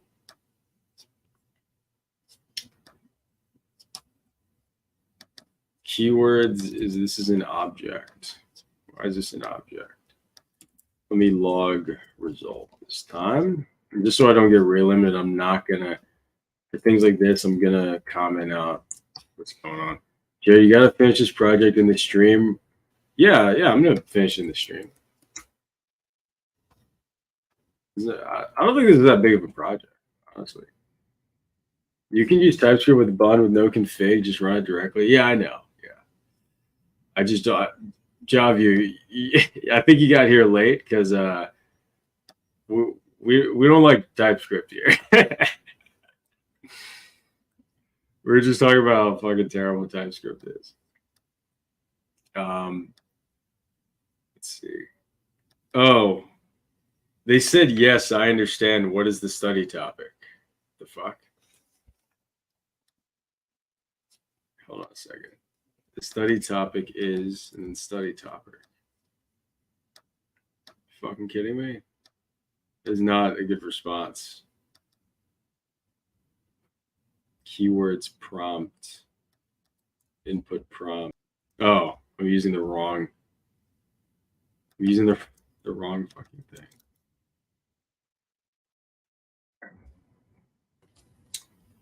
All right, so maybe I'd get rid of that present penalty thing too.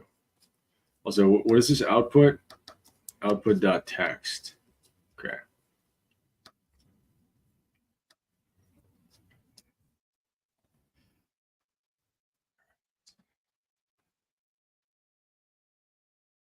W milk.js. Yeah, milk.js. Yeah. All right. So run this. Let's see what happens. Oh, I didn't search query for debt.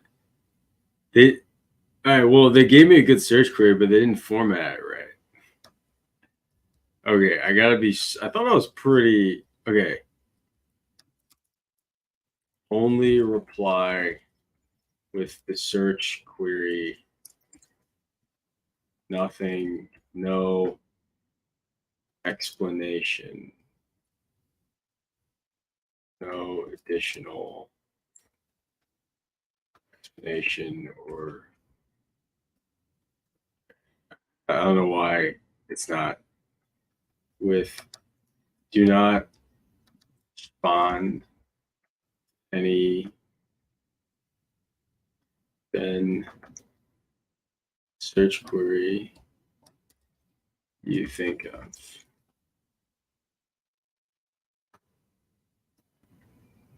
Okay. So let me see. Let me actually get this time, see if it actually goes to the page. Are you currently working at a company or doing your own thing? I'm doing my own thing. Right now, we're mostly doing client work though. So I'm sort of setting up a agency actually, which has been interesting. Because now we're getting actually a good amount of the main thing I'm trying to do is try to figure out how do I get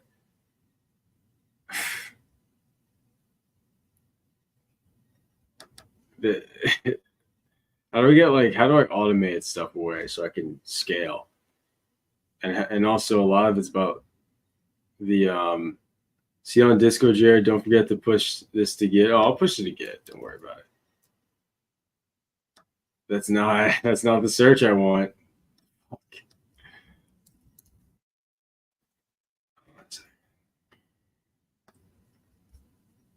It's the present. It's probably the presence panel. Get rid of that. Do this. Let's do this. Is it the max? It wouldn't be maxed out.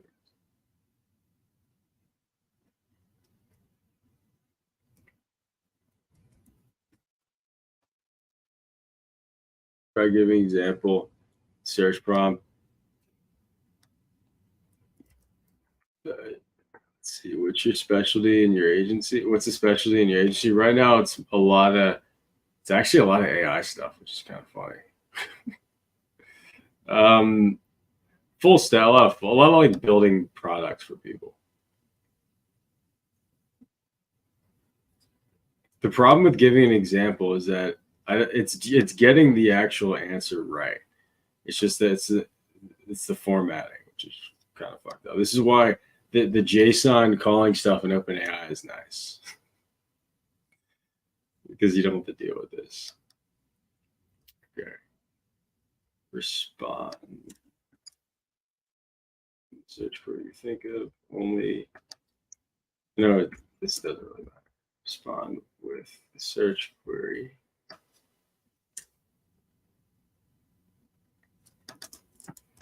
You must only respond with the search query. You know what I can say?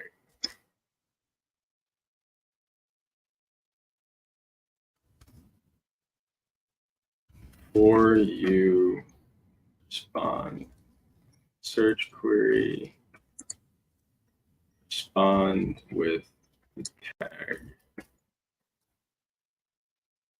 keywords. Search.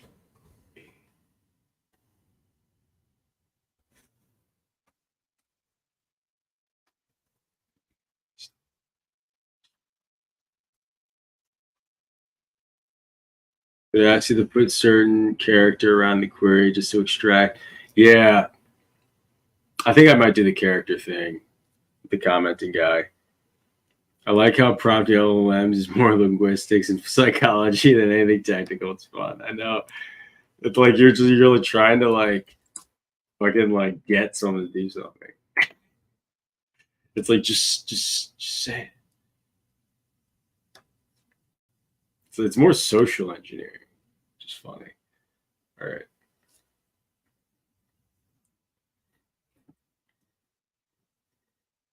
What the fuck? Jesus Christ. All right, let's see.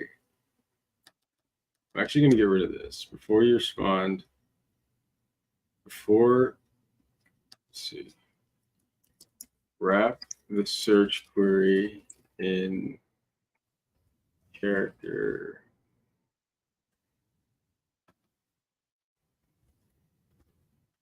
query must be in markdown format.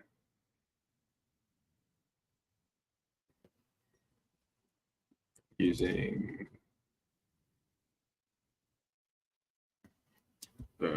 actually, hold on a second. I'm going to keep this one.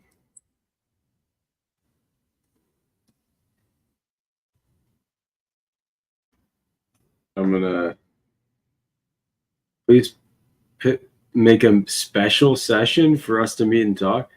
Avinav, Cash App. That's not going to happen.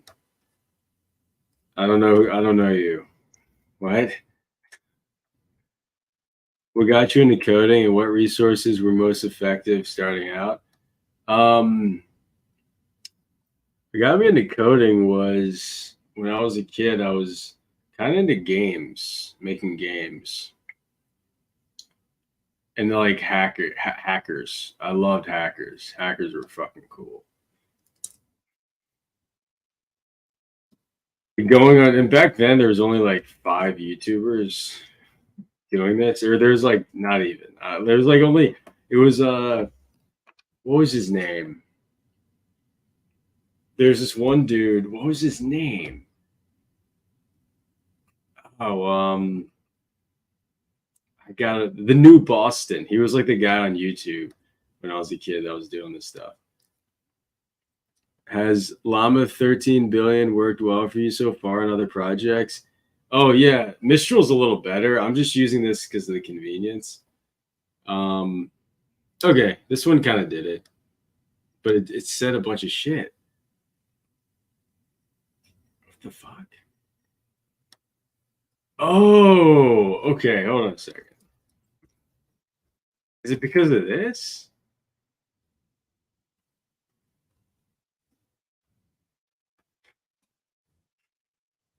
Hold on a second.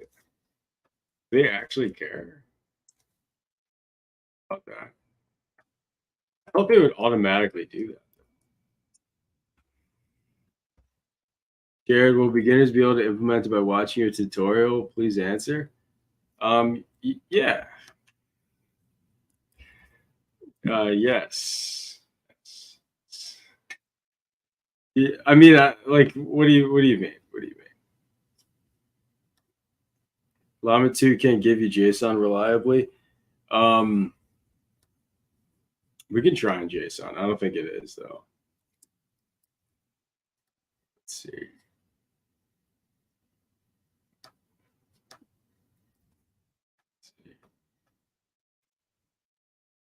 Respond in JSON. You must respond in JSON format with the search query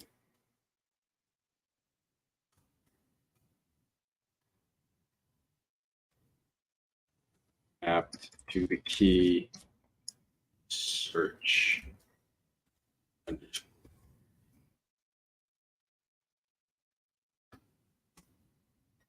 You must only respond. Only, I don't know why this one's being weird. Respond in JSON. Other things I've done were pretty good, actually. It at least ask you to put its explanation in this in a separate field. Yeah, I should probably do that. I wonder if it actually will do good JSON here. It might also be the temperature. Oh, you know what? It's the tokens. Hold on a second. Oh, it actually did do JSON. Nice. But oh, cool. I could actually parse that out. But you know what? You know what? Okay, so let me actually do this. Is it being weird because of the tokens? Temperature's kind of high. Yeah, no, it did the JSON pretty nice. Let's see here. I just need to make sure there's nothing else. Like I can just get JSON though. It's just a little weird. Let's see. Mistral is better, by the way. This is so fucking such bullshit. All right. Well, it's doing the it's doing the JSON. All right. Let me just to output this better in JSON format. Do not respond with any sort of explanation. I don't know, with any explanation or reason it or context. Only respond with the JSON output.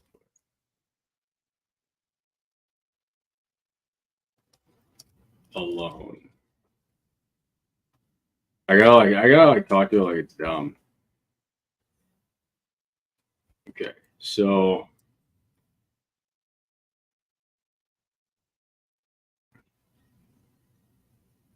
I didn't know it was this good at JSON though. I probably should have been doing it. Oh, nice. It did it. What the fuck? Okay. All right. Jesus. See, I had to talk to it like it's fucking insane. Like I'm like, only do this. Okay. So actually for this, I'm gonna get the text. We're gonna go and JSON parse this. I don't really like that, but well, you know what? This is kind of shitty, but I'll do this at home, kids. Just because this isn't really, this might not parse the JSON because this kind of sucks. I'm going to, I'll swallow the error because it doesn't really matter. Or I'll say JSON parse broke.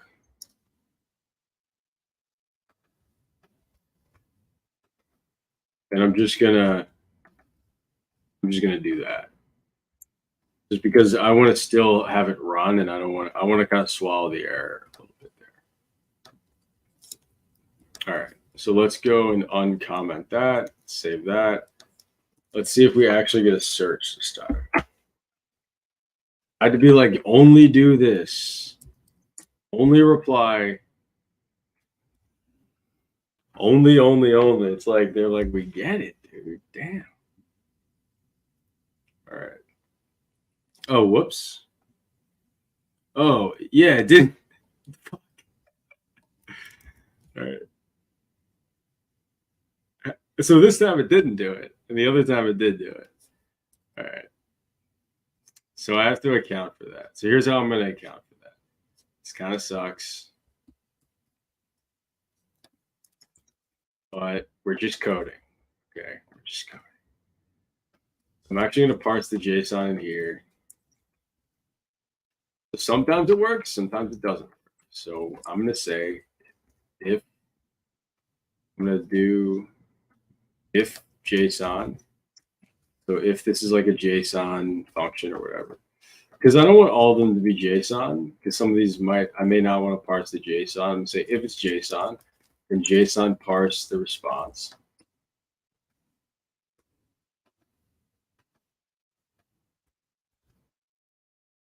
Same thing I just did, right? JSON response. But I'm gonna parse the JSON same way I did before. And put in a try catches, but this just breaks when you do it. So we got to do this thing, right? And I'm gonna do this. Else just return response, obviously. But I'm gonna do this, and then if it fails, I'll do the same, like, you know, JSON parsing failed. Let me remove the other thing I have, which is here. I don't actually need that anymore. But you know what I'm gonna do? We're gonna be like stupid here. I'm gonna say index of fucking thing right here. And I'm gonna say this is the index start. And I'm gonna say response slice index start. This is gonna be index end. Is this off by 1? I think this might be off by 1. And I'm gonna JSON parse this. Dude, I totally forgot. I do the try catch for that too. I know this part is actually bad that I have a try catch and a try catch, but I just and then if all that fails, just make it equal to the response. That's actually bad that I have that. How do you feel about college versus boot camp for trying to get a job in software engineering? I'd say if you want to get college, 100%. because you'll have a network and you'll have access to most of the job listings. So yeah, definitely. I didn't do that, but also like I'm a special case. I was like I was doing a lot. I had multiple internships in high school. Like the if, definitely. Hold on a second. I gotta check. I think the slice is actually. Let me get a string here. But yeah, I definitely would say definitely do that. X dot slice index of comma x dot index of. So if you don't know, a slice is when you're like slicing the string, so you're kind of getting a substring. Oh, it's this +1. My bad. So it looks like I have to do this +1. Let's not do that inline. So here I'm just saying like just extract it out of the thing, right? That's all I'm saying there. Okay, so and yeah, it's a try catch and a try catch. Don't worry about that. You didn't see that. We're just going here. No, but sometimes like it's kind of fun on these streams just thinking of like random kind of solutions to do, you know.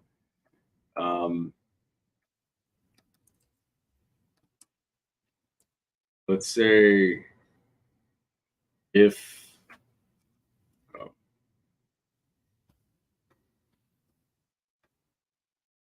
to actually do this, if it failed,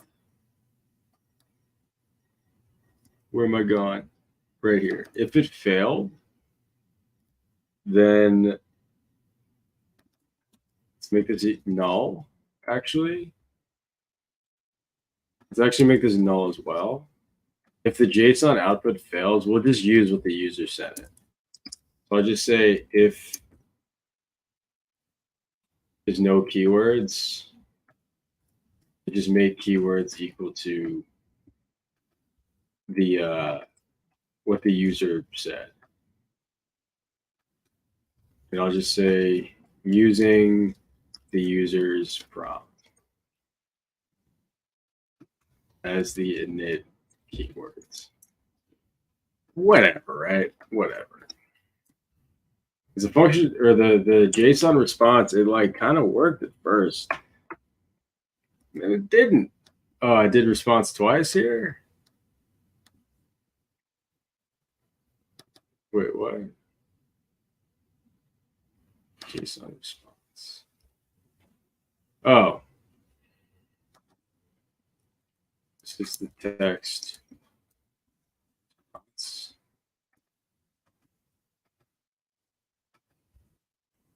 Does that make sense? So like I would suggest the college route. I would. For most. If you're trying to get like a job. Because you got to think in the long run. How many people are going to be able to do this without getting a degree, honestly? All right, so users, it says using the user. Yeah, how did the JSON parsing fail? Parsing failed. This is such a pain. How was I not able to get it? Hold on a sec. Hold on a second.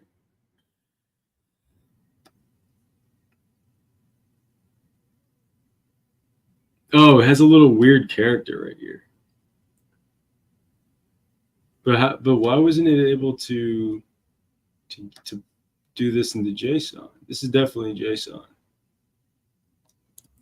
Is it because of the new line? I think it's the new line.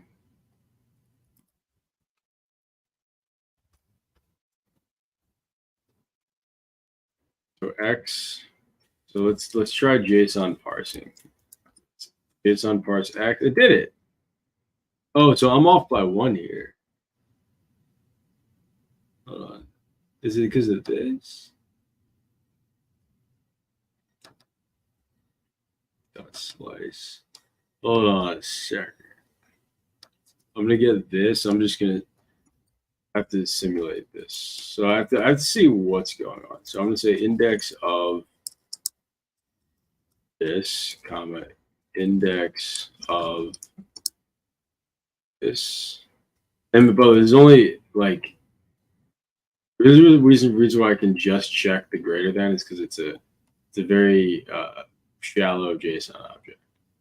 Okay, so let's do x dot slice. Yeah, I do +1 right here. Fuck. It should have worked. Slice. What? Everything should always work. Let's see. I just realized I'm not checking this.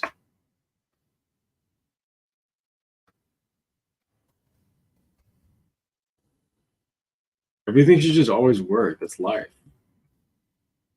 Life, everything just works. It just works and it works.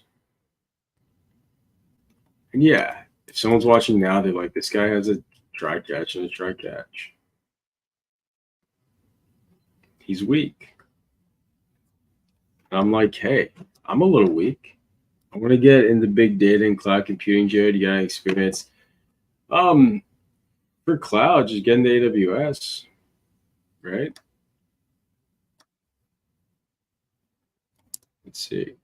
But for big data, I'm not a big bit. I would say anyone who's into lake houses and shit like that. Oh, whoops. Oh, there's an error. There's a parse error right here.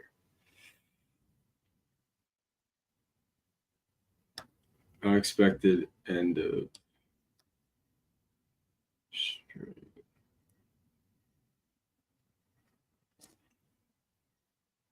Wait, what? We're gonna debug this. It's such a like silly little like error. Just see a little error right here. Error. No, I'm gonna try to finish this. I'm gonna try to finish this. Don't you worry about it. Don't you worry about it. Today is a good day. Big day. And why is it a big day? Because it is. Let's see. Error. Oh. Oh.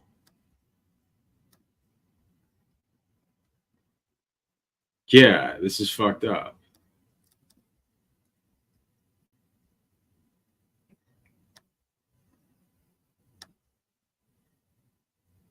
Index of. I see. Yeah, I'm messing up. Oh my god, it's because this is in a. Oh my god. I made such a dumb mistake. This is an array. What happens when you're just like coding and you're not thinking? Jesus. How did I mess that up? Okay, now it should be fine. Hopefully. Okay. Debt consolidation and history of debt in America.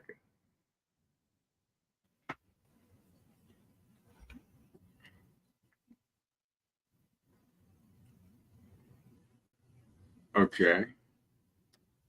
I didn't nice. Okay, that time it actually parsed the JSON, but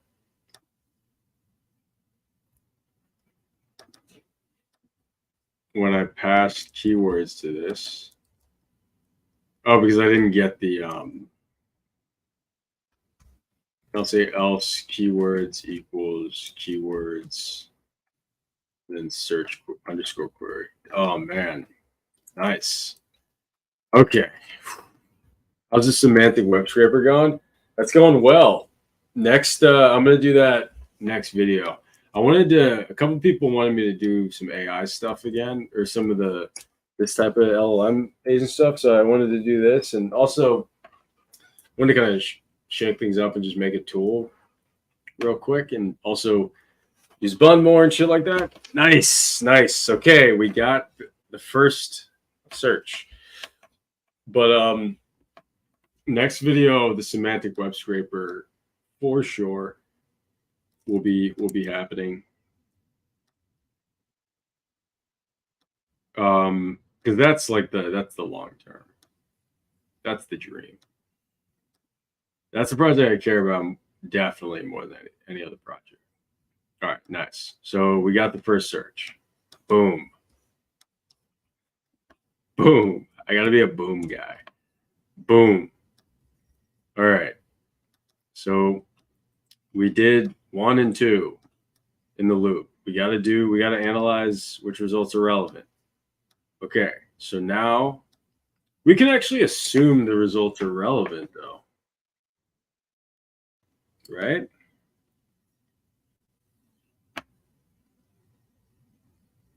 Because we already kind of got the keywords. Well, I'm not done yet, Abhinav. I'm not done yet. But catalog maybe we just get the first thing. Because I realized maybe we just get the first search result and we just assume that's a good thing to look into. Like, why do we have to do it? Because my thought is we do another prompt to find which one of these results is relevant. But like, does that matter?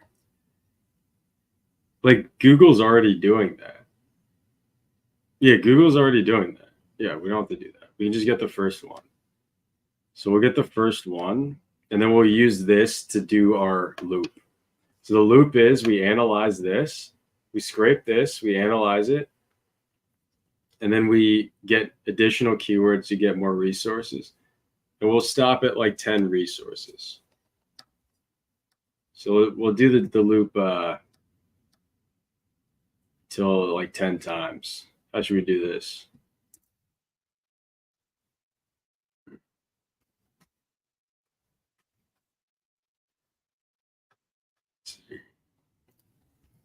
I should return this new keywords.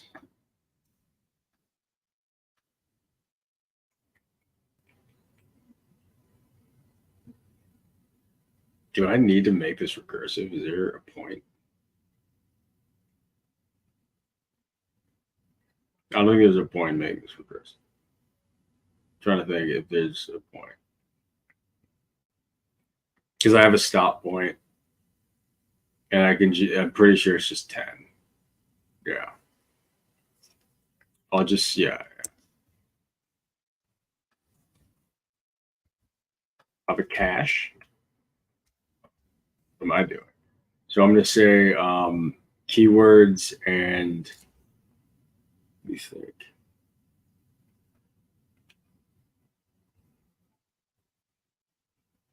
Keywords and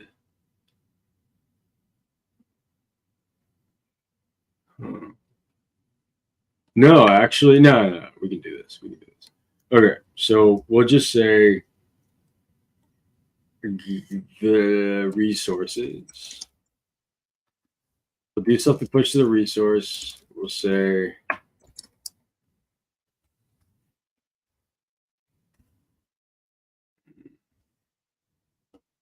don't need to do this. This does not need to be written like this. This does not need to be a recursive function.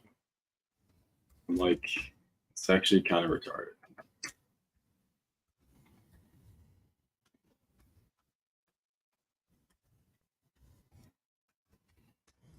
We're just gonna say just get 10 resources.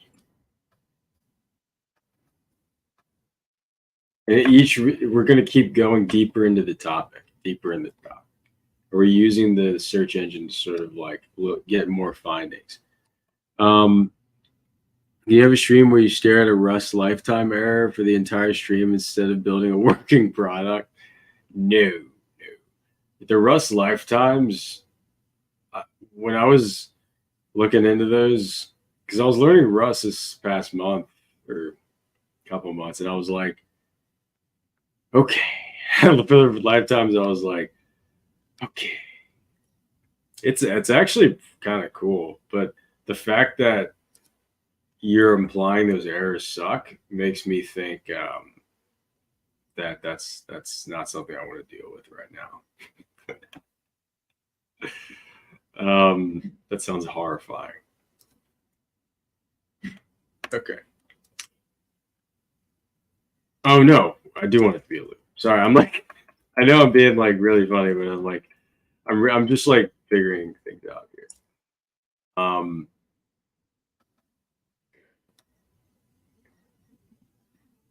Okay, cool. So, all right, we go to the page. We have to get the new keywords. So we got to scrape the first thing on the page, which is this. Their consolidation. And then here we're going to have, oh, actually, this, the way, oh, yeah, this is how it'll work. We'll just do this. Yeah. If resources length greater than equal to 10. Okay, that's it. All right, so we just have like a certain amount of resources we'll want. All right, cool.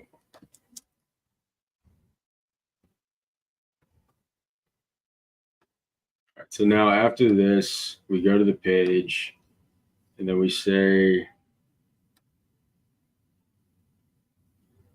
oh shit, is this hard to scrape? Did they make this hard on us? No, I think we're good. I want to get this and this. The title and the description.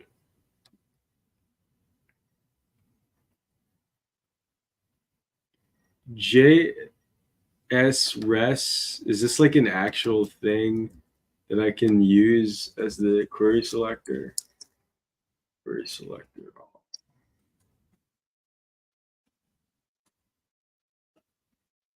Oh, is that not? Oh, it's an ID. My bad. H3 A tag. Maybe these are all the results. Yep. Nice. So we got the first one. And that's the title.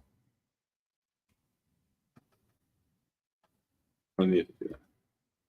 So we get the first one. So I gotta run this. I can do this page, and then I can use the $sign thing. I can await, and then I could say, give me the title element, resource title element, and then I could say resource description element. And I think, wait, to get the text, you just do that text, right? How many fucking times have I used Puppeteer, and why am I asking about that?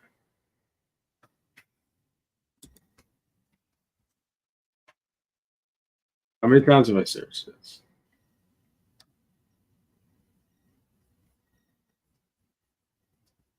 No, it's not. That's not it. Yeah, get text.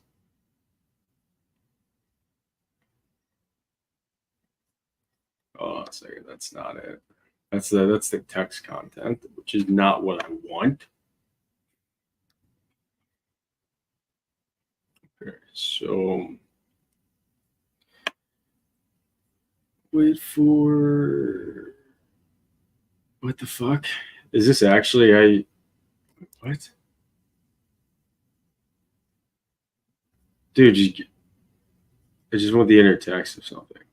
Okay. I guess we're just gonna be weird then. It's fine. I could have sworn there's an easier way to do it. resource title.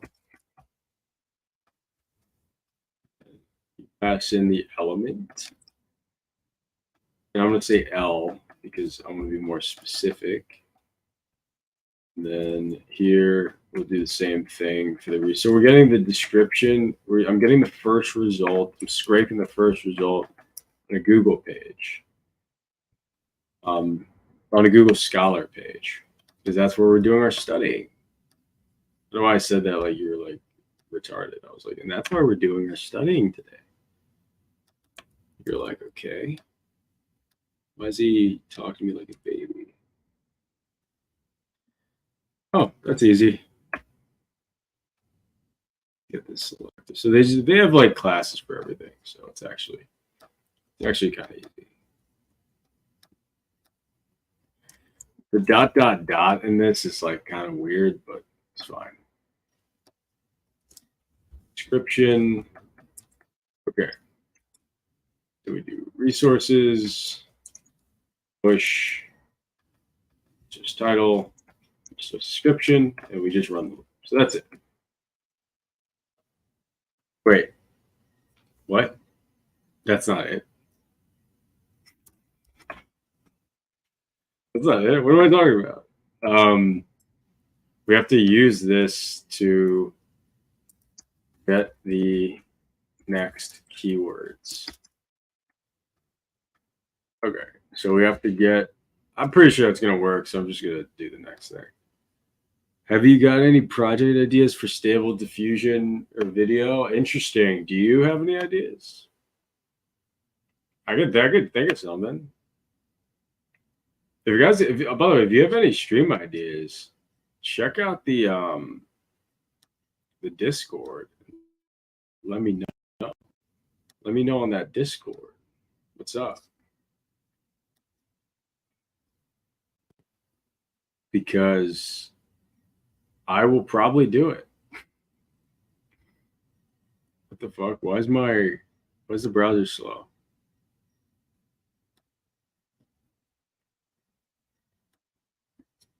What the hell? Whatever. Okay.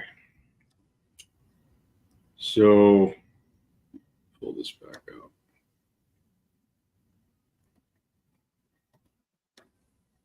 All right. So explanation. What the fuck?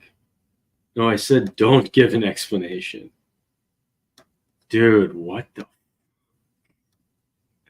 I said don't give an explanation. All right, whatever. I could probably use the same thing. So I'm going to say you're a researcher bot that is good at searching Google to study a topic. Given a study topic, you must provide a search query that will be used to research said topic. What would you be if you weren't a coder, Jared? I would be fucking dead. I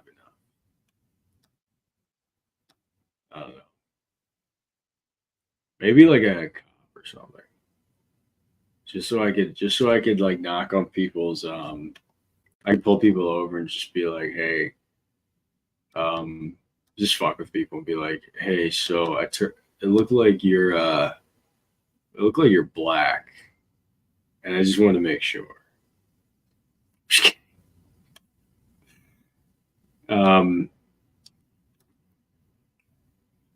Some spin on the old. In the future, humor will randomly be generated.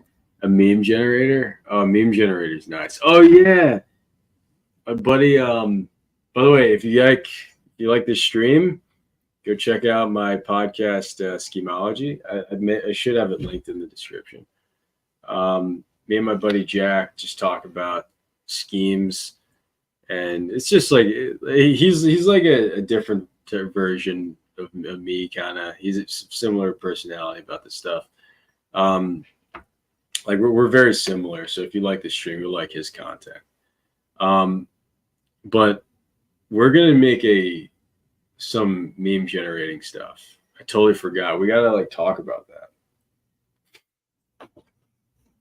That'll be funny. That'll be fucking fun. All right. So given a study topic and an example This one's different, actually. This one, I'm giving it the study topic,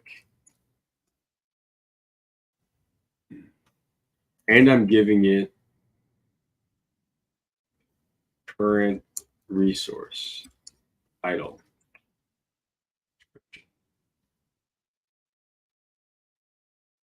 Current resource. How do I say this? Given a study topic. How do I say this? Glad you're a coder. Thank you. I know. Maybe I'd be like a. I don't know. I always imagine I'll do a lot of stuff. Like now I'm like a business guy or like I'm an entrepreneur. I feel like I like to do a lot of things. Maybe in the future I'll be like I don't know. Right now I know exactly what I gotta do. I gotta build stuff. Okay, so you're a researcher bot that is good at searching Google to study a topic. Given a study topic, what do I need to ask it here?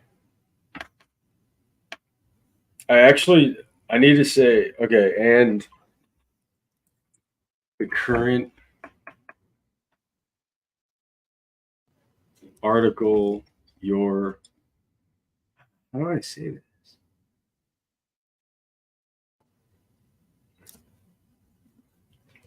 No, it's not the same thing. It's not a researcher bot. Yeah, I'm actually not even going to talk about Google here.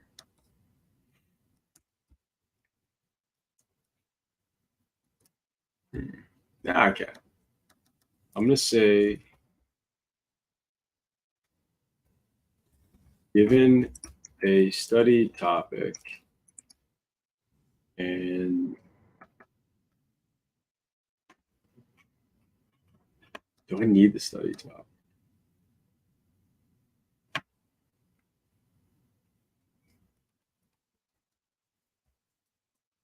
Title and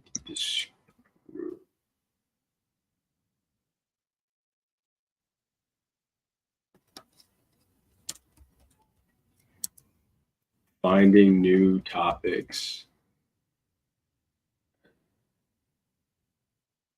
Finding new topics when reading an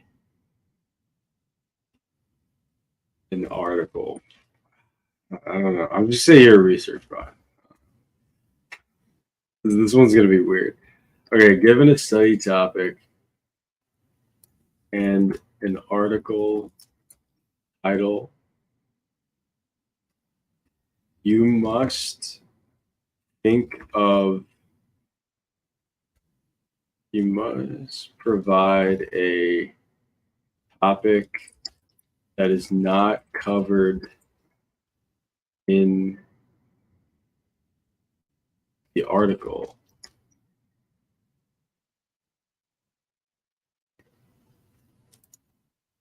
That is related to the study topic.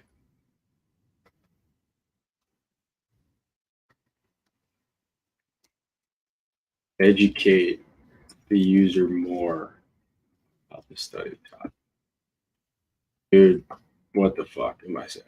Okay, you given a study topic and an article title, you must provide a new topic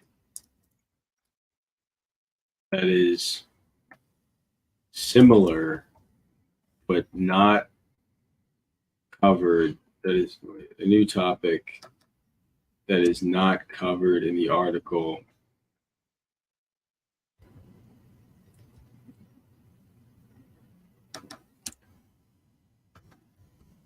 Search query, a Google search query. Yeah, okay. So I'm like figuring out exactly how I want to like do this. Because I need to get new queries as we do the research topic. So given it a study topic and an article title, you must provide a Google search query that is not covered in the article title.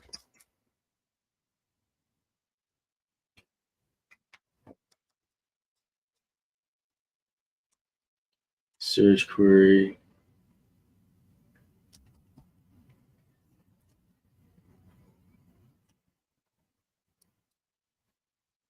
that will help the user understand study topic more than the article is providing. Yeah, I think that's fine. Okay.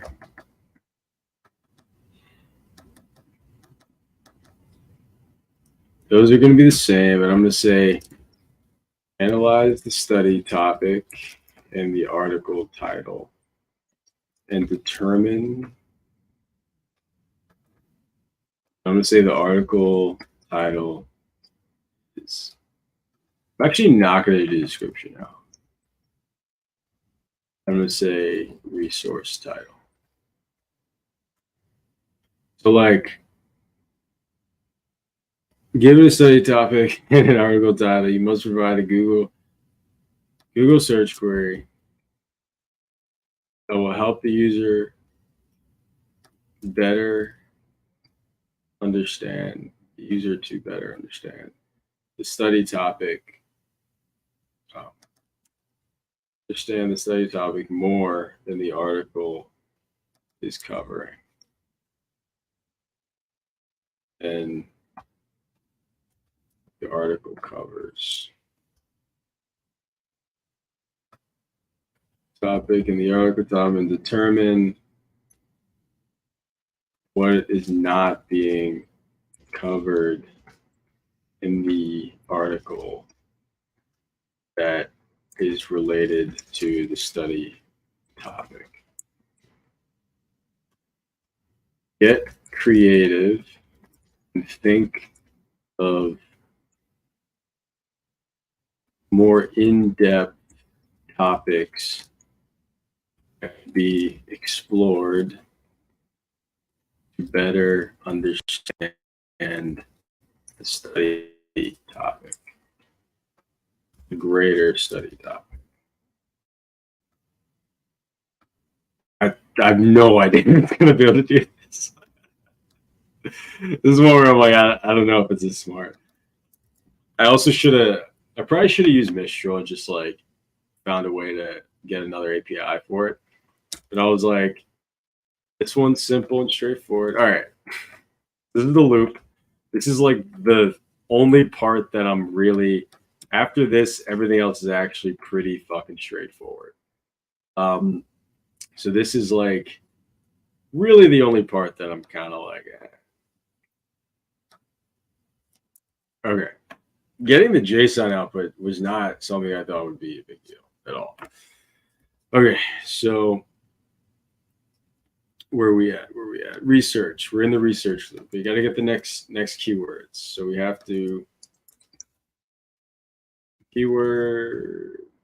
the keyword prompt is LLM or prompt dot. I didn't get the prompt yet. Hold on. Import prompt from prompt. I'm actually not using that. Oh wait. So the study topic.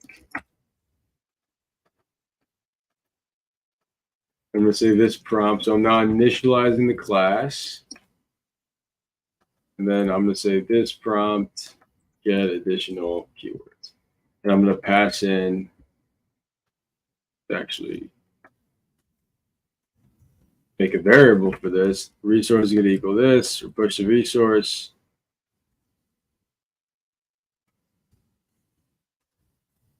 Do this. And then we're going to run llama 2 request with the prompt. We're actually going to instantiate a LLM now. So what do I pass to LLM? Nothing. Or pass the prompt? Nothing. Okay. So, and we're going to get this LLM. We're going to do LLM. Then I'm going to say this LLM, llama 2, request, prompt. We're going to say JSON true. And then we're going to have our keywords. And I say if there's no keywords, do something else. Honestly, if there's no keywords, I'm just going to run the loop again without, and that's it. Like with the same thing. I think that's the only thing I can really do, honestly.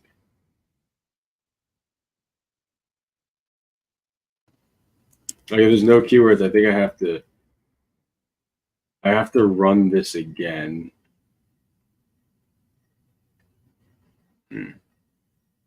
Could just keep doing this again. I could just like do a while loop until this exists. But that's fine. For now,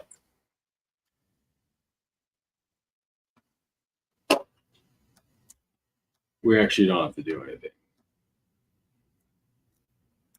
So actually what we can do is we can redefine this variable to keywords, and that's it.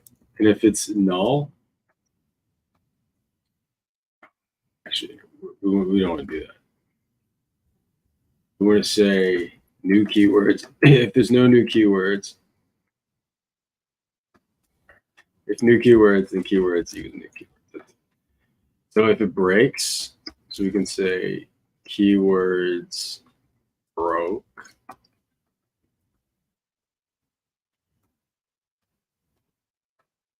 Additional keywords broke. And for now, it's just going to do the same thing again. So it's going to actually have double resources, which kind of sucks. But we can dedupe it afterwards. Oh, we need to get the link. The most important thing. Why didn't I think of that? We need to get the resource link.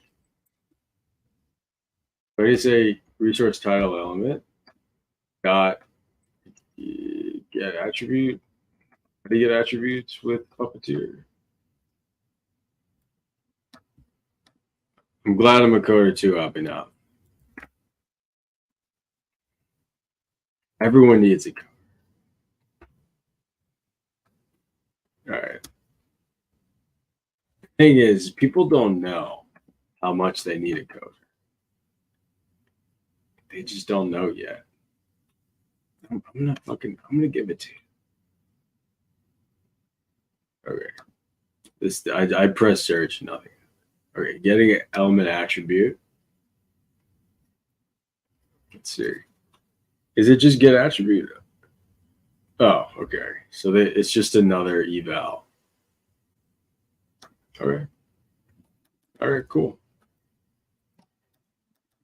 That was passive aggressive. It's not okay.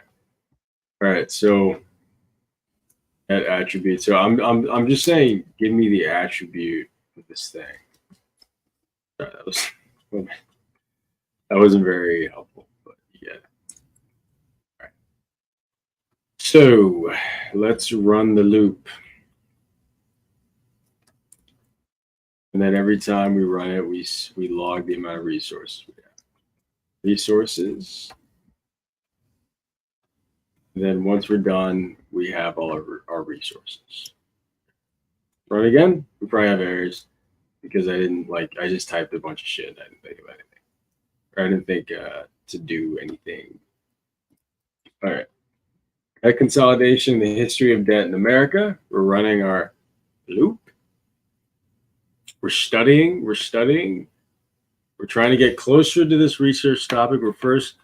We're querying Google, and it broke because I have a typo. Not really a typo. I didn't pass. I forgot to pass this value through.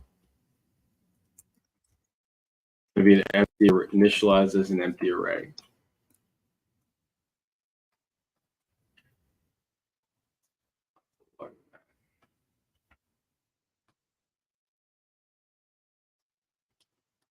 Let's run this.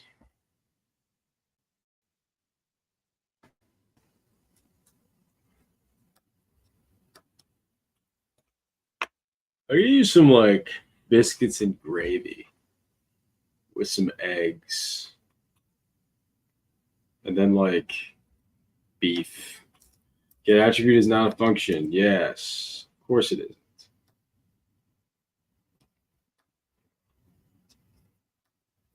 It's running pretty confidently right now. Why is it not a function? Wait, why is that not a function? Get attribute. Yeah. Does the element not exist? Is that the problem?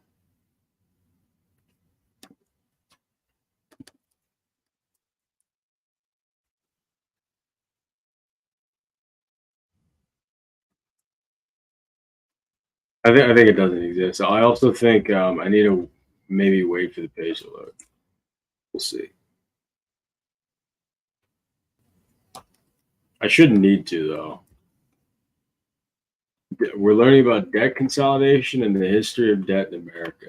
In America. Fuck. I've been just searching in America this entire time.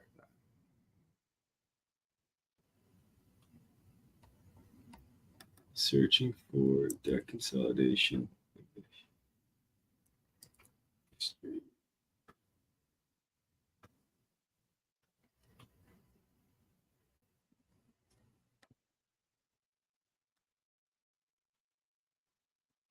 Okay.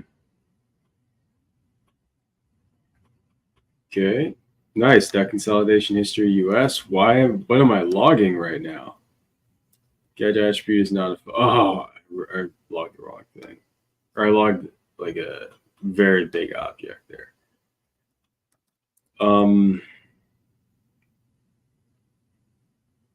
What? Why is this not get attribute? What?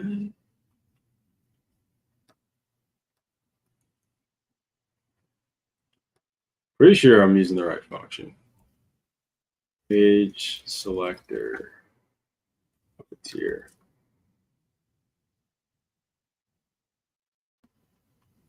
Oh, I'm doing multi things here. My bad.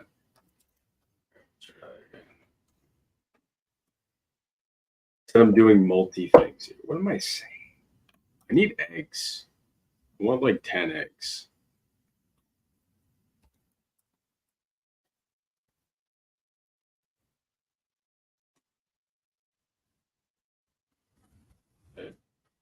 Consolidation and the history in America.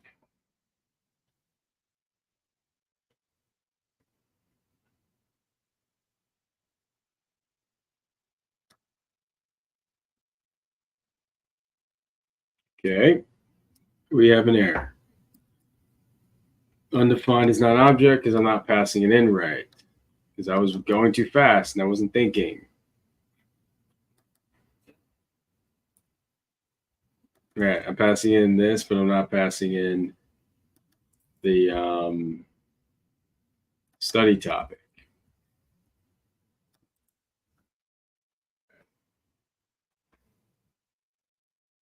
I might be. There's a chance that I'm gonna get rate limited here because Google is kind of good at that. I think it should be fine. I think it should be fine. Undefined variable run loop. So should we do this dot run loop? Because this is a class.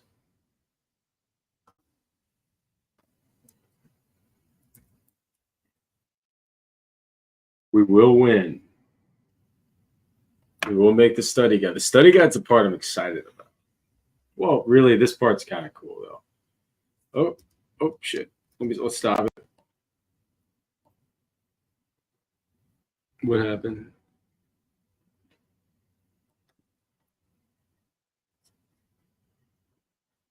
Oh, you know what? It worked, but I didn't do this part.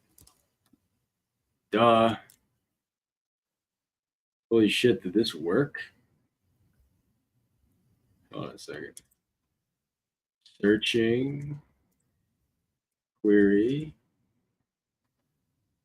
Keywords. Holy shit, I think that just like worked.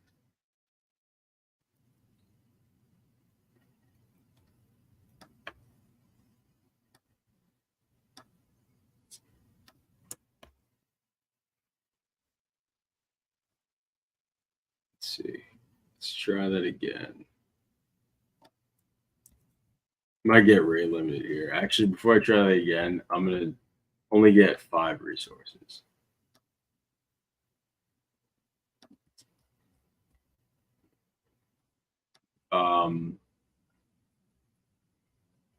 Where's the loop? Oh yeah, I'm only get 5.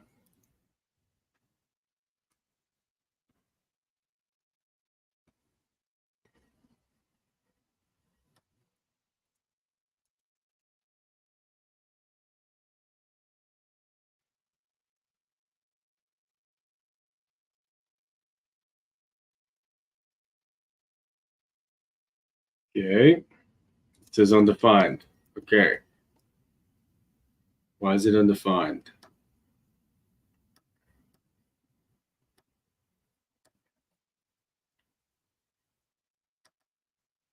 And why is it doing it so fast? It's doing it way too fast. Keywords equals if new keywords, additional keywords broke.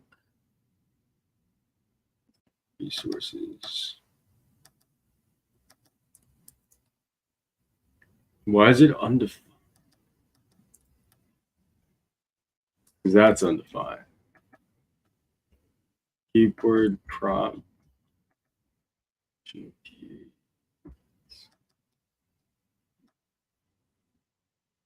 And then am I returning the prompt? Yeah, I'm returning the prompt. I'm doing the llama 2 request, passing a prompt, getting it back. Let's see.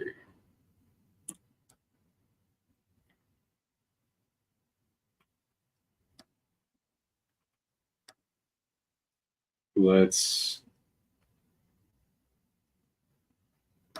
copy this again.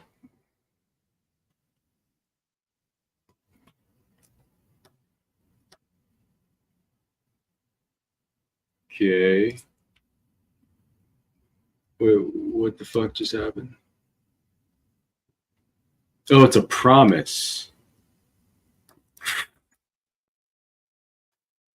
But why was there an error in the beginning?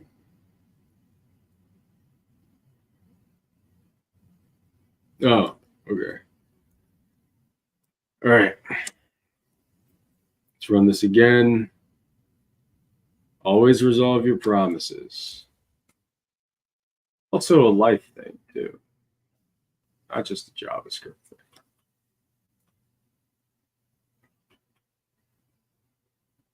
Okay.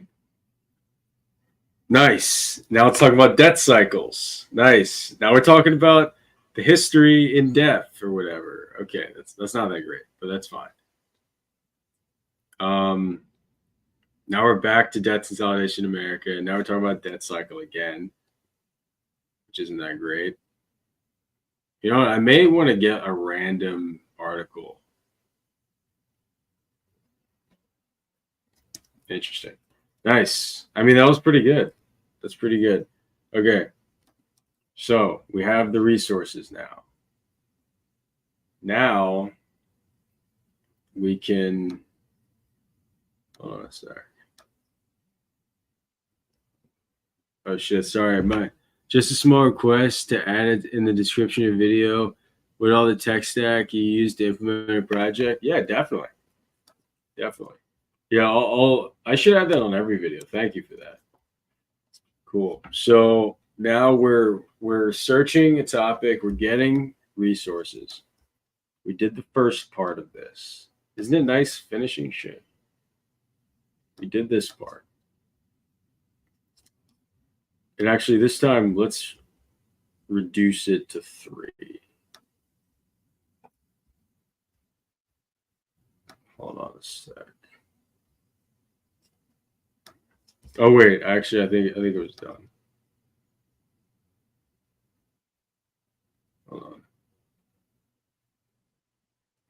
1, 2, 3, 4, 5. Yeah, it was done. Okay, so we have these. We got to dedupe it actually, but anyway, so we have these, and we have all the research items. Now with these research items, we can make a study guide. Isn't that fun? So with the study guide, how are we going to make the study guide? So we need to have a prompt that's saying get study guide. And we're going to say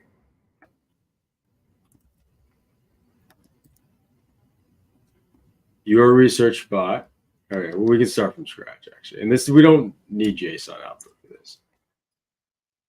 We're going to pass in the resources, the study topic. You are a study buddy bot. You're great at creating study guides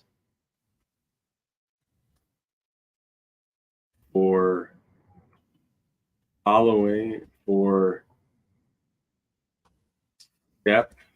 step-by-step study guides for students.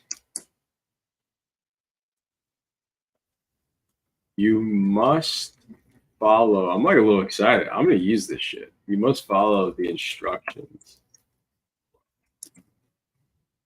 The rate limiting is the only thing. I think we should be fine. Should be pretty fine.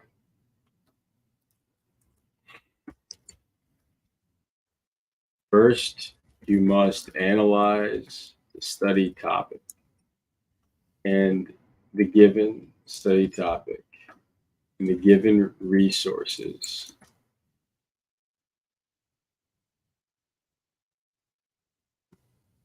You will be given a study topic and resources to create. A resource is a study topic. No. A resource is a site, is a title and website, is a research article for the student to look to study. You must first analyze the given study topics and given resources.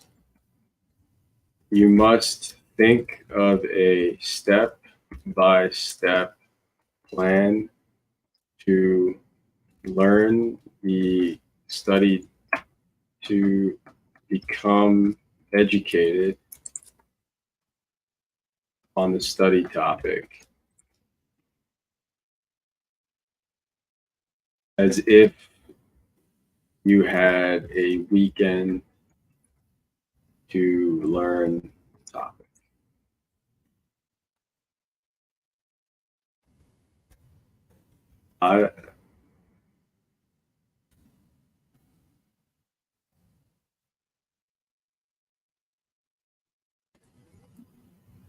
In your step-by-step study guide, think of which resources based on their title and description would be necessary to learn first and for the others.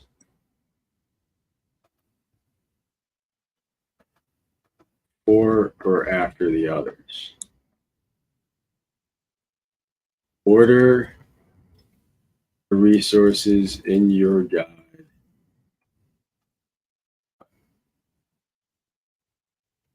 Use the title and description of each resource. Determine what is a use.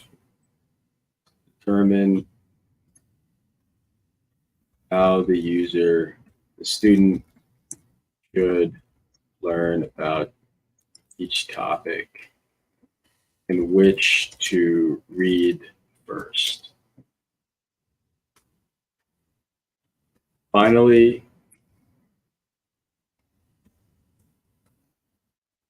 that's actually probably it. Okay.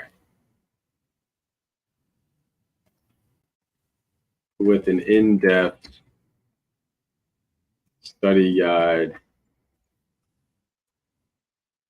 that will help student with your in-depth.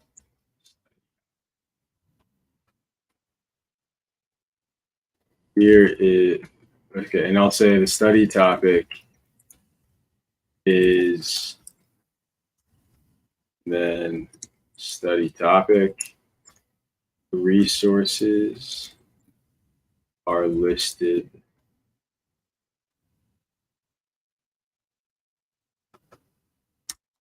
these are the given resources. Okay. Then I'll say, and then I'll have to loop through this. So I have to say array this dot map. Then I'll return resource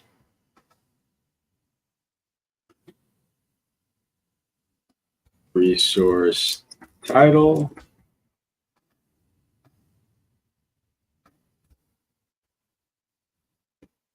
resource link,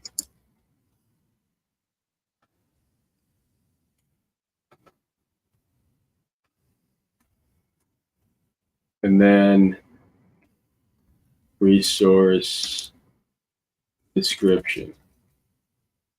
I gotta tell them that I'm gonna give them the resource links. I'm gonna say resource.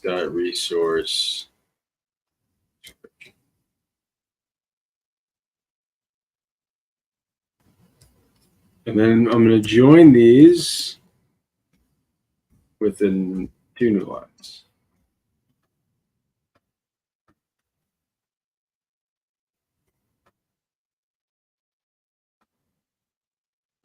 Actually, I should say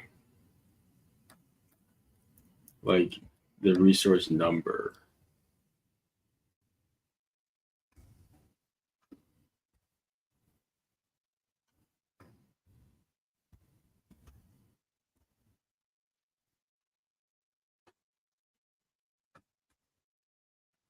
No, I don't have to do that.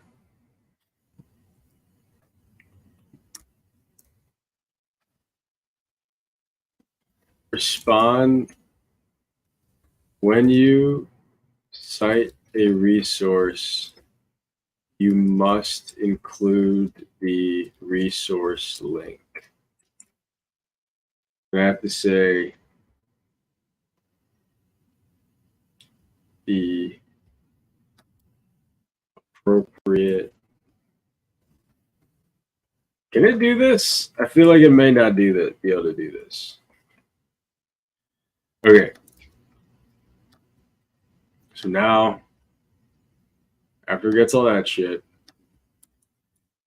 we're gonna generate the thing. So we're gonna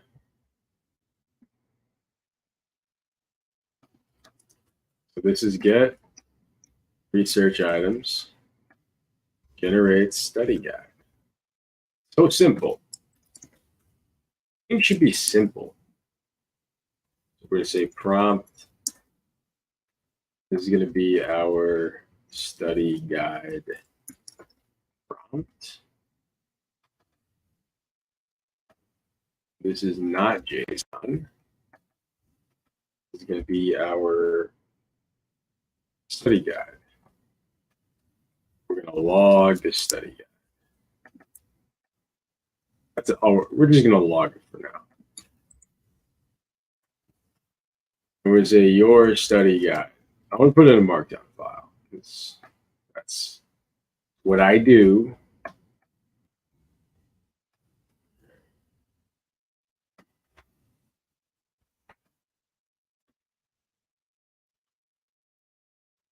Let's do it.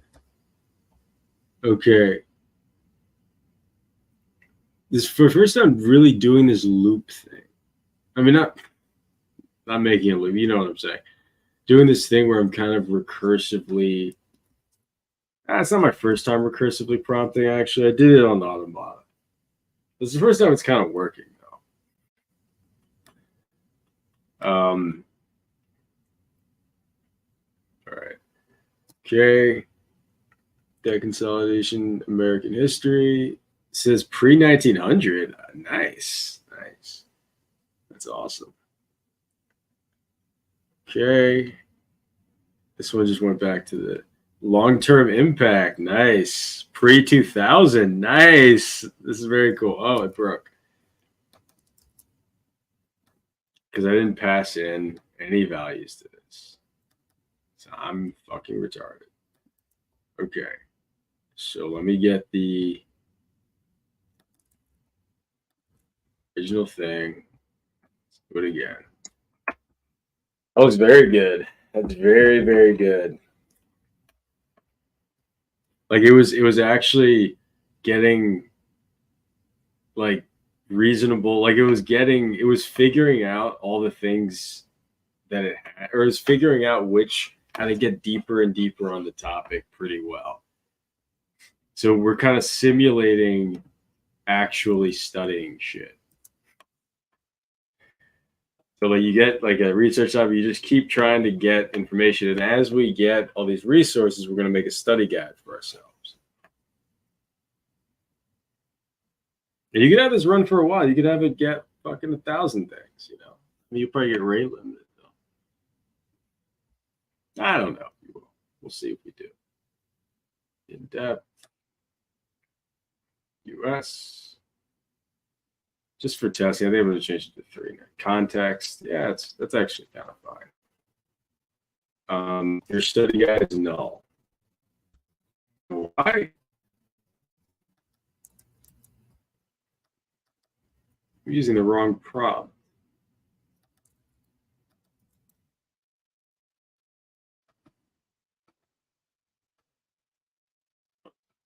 Oh, and I'm returning null like an idiot. That's why it's null. Because I'm returning null. All right. Let's try this again. Let's try this again.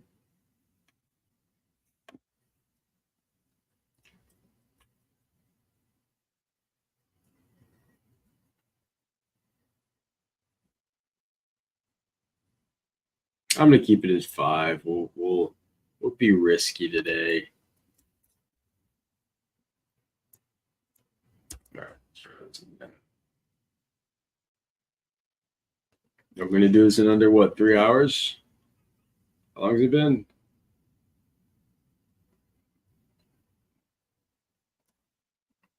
Okay. So we're going deeper on the topic. Causes, interesting. We're going back. Financial crisis. Pre-Civil War. It's only appending to it. Which isn't too bad.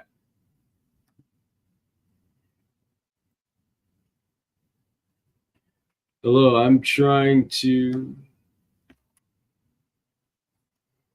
help you with your study guide.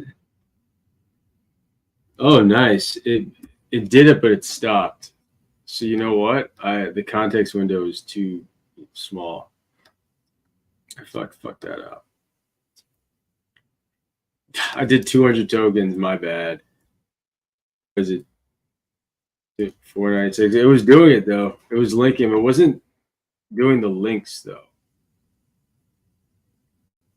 Like I didn't see it actually. Well, which is fine. I'll just put all the links at the bottom then. That's fine.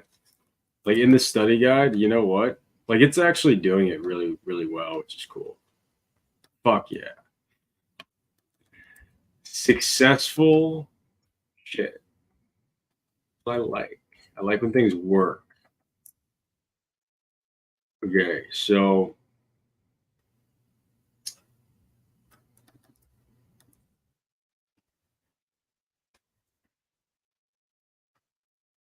source. So we're actually gonna do this. I'm gonna say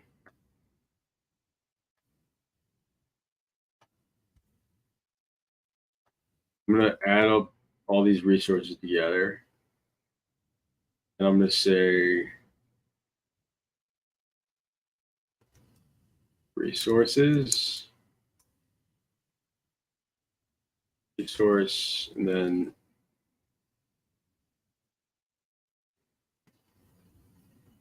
the title. I'll just put the title here. Resource title. Then I'll put the link right here. Because I want to be able, when I'm using this, I want to be able to actually go to the thing. Okay, cool.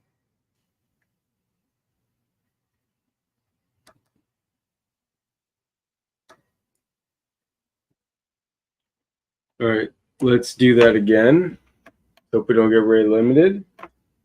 But everything was good there. Everything was good. Debt consolidation and the history of debt in America.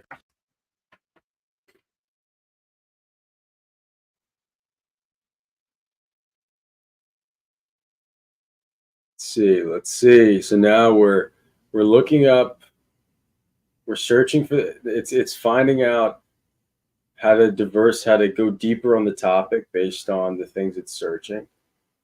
So now we figured out, hey, inflation is related or some shit.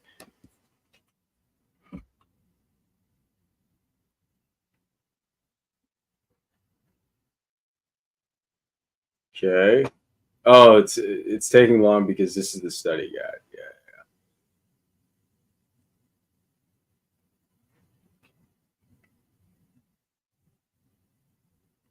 And now we're actually doing max 4,000 tokens, which is nice. Like seeing myself move on here. Let's see. It looked good in the last one. All right, let's see. Let's see here. Hey there, study buddy. Fucking nerd. I'm here to help you tackle the topic of debt consolidation, the history of debt in America. To start, I've analyzed the given resource and come up with a step-by-step guide. First, understanding debt consolidation. Before diving into the history of debt, it's essential to understand what debt consolidation is. So read resource 1, Up and Away, Inflation and Debt Consolidation, Historical Perspective. Provides a great introduction to the topic.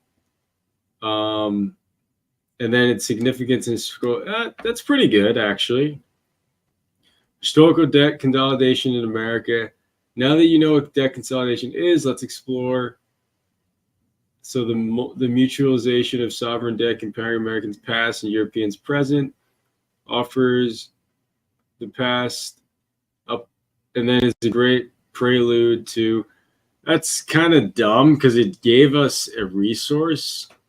It said to read that first, and then it said to read another one, and it's a prelude to read that. So that's kind of a logical fallacy, but it's not bad. It's actually kind of good though. Like, I mean, really, we're using such a weak model. If we put this in like a 70 billion model parameter, this would have been like really good.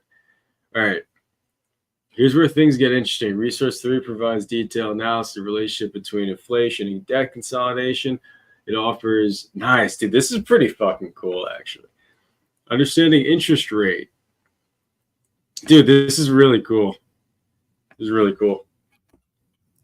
This is really cool. Like it used, some of it was like a little weird because it didn't, like it kind of gave, like it all was working logically, but it was giving us things like first and then saying this is actually good to read before. But either way, overall this is really good. And it's using like and that was pretty quick. It gives you real resources from the web, and it'll like actually log it out. I think I didn't log the literal. Well, I logged the links up here, but I want to log it below. Should have logged it. Maybe I didn't save it. But nice. This is very fucking cool. Very cool. Let's do a different topic. Let's talk about entropy and quantum physics. The quantum physics. Very general, but let's learn about this topic.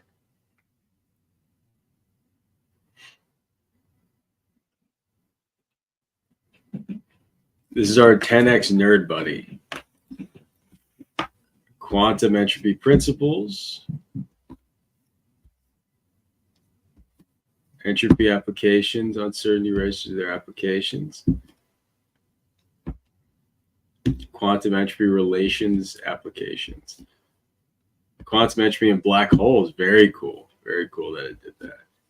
Let's see. Oh, this is like Llama 13 is kind of a weak model, so this is pretty cool. Pretty deep. Let's see. See the study guide this one whips up.